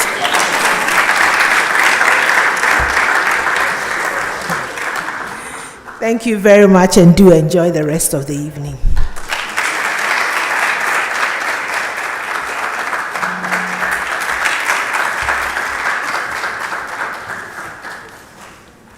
Thank you very much, Madam Chair, Prof.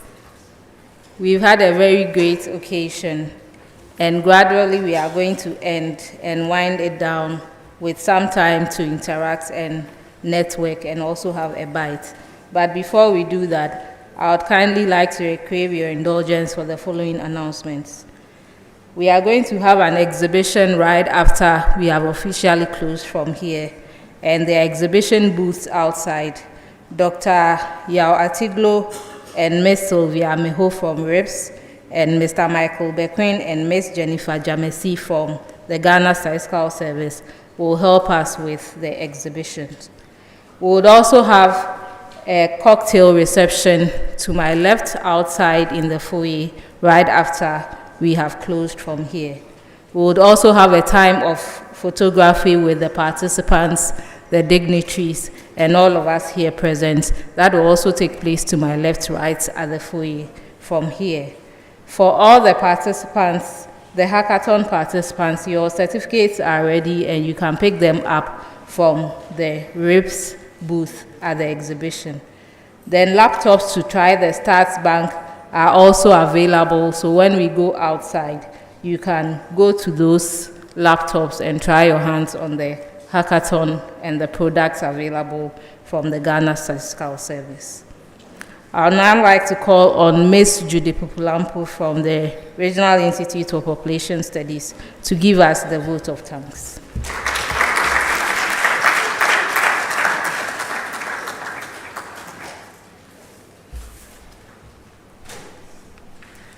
Madam Chairperson, distinguished ladies and gentlemen, it is my singular privilege today to give the vote of thanks.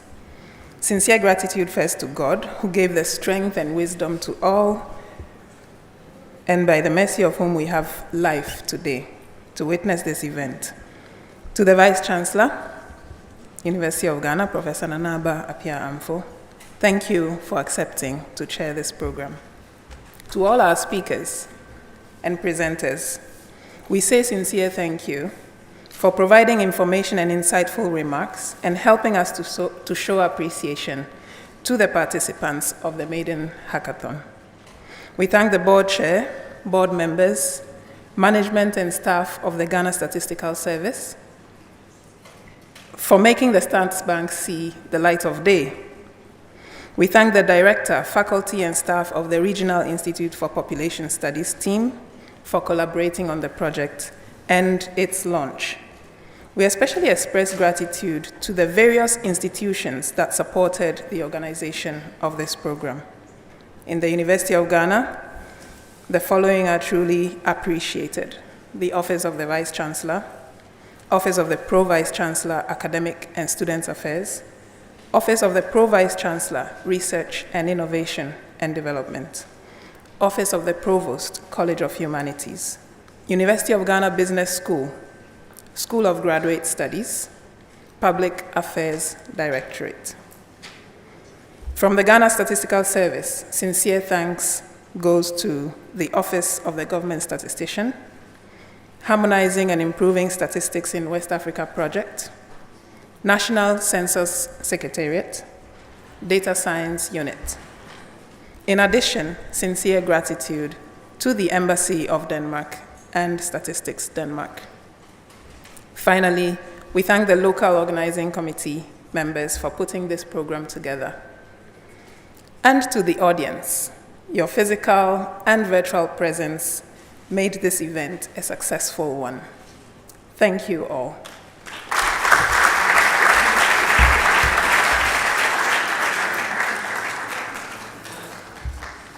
Thank you, Ms. Judy. And on my own behalf, I'll say thank you all. You have been a wonderful audience. Thank you for our dignitaries taking time out of your busy schedules to be here with us. Thank you to our participants, our judges, and for every single one of you who has been here this afternoon. Thank you for making the occasion a success.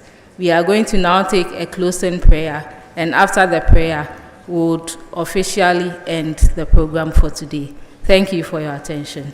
I would like to call on Dr. Abu Mumuni at the Regional Institute of Population Studies to give us a closing prayer. Let's welcome him.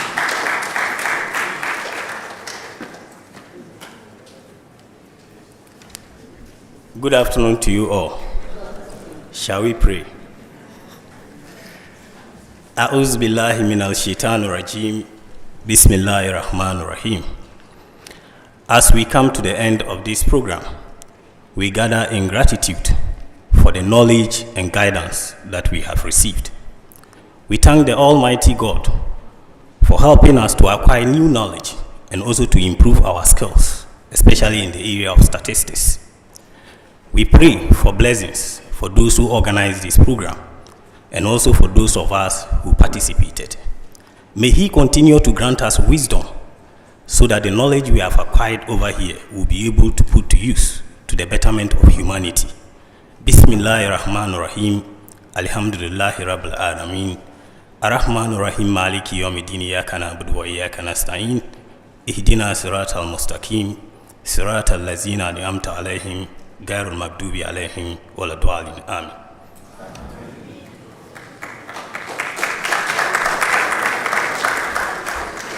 Thank you very much. We have officially come to the end of today's program. May I kindly ask that we go to the left for the photograph. So we would have our dignitaries at the high table and the others in the audience join our participants to take photographs right at the left-hand side of the auditorium. And after that, we'll have our cocktail and networking reception. Thank you and have a good afternoon.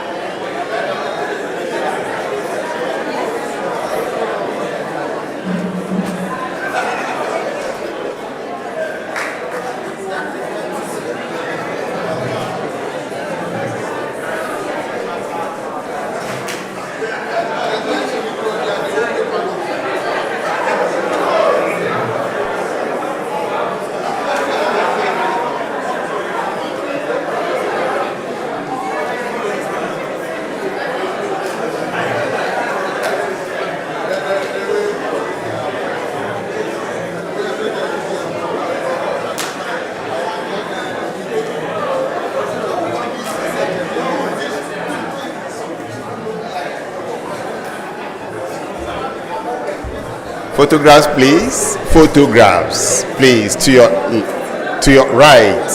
Use the right.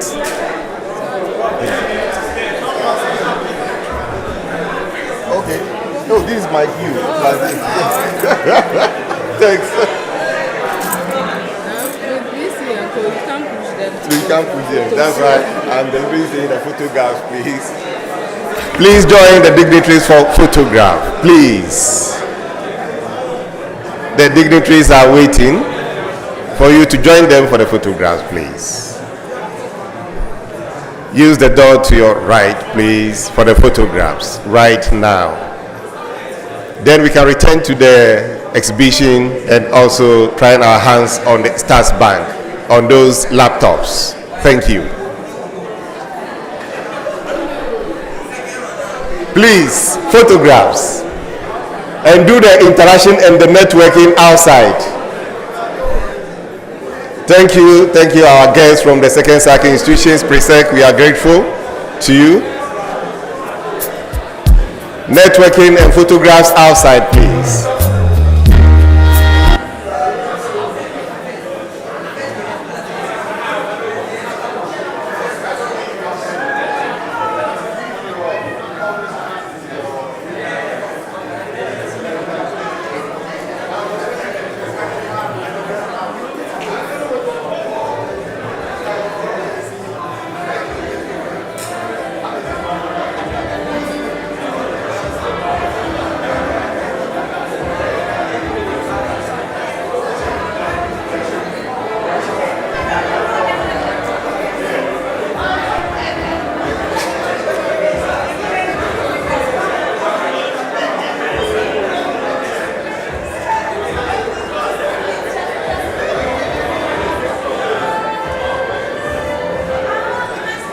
Photographs, please. Photographs. Please join the dignitaries for photographs. Somebody has left something.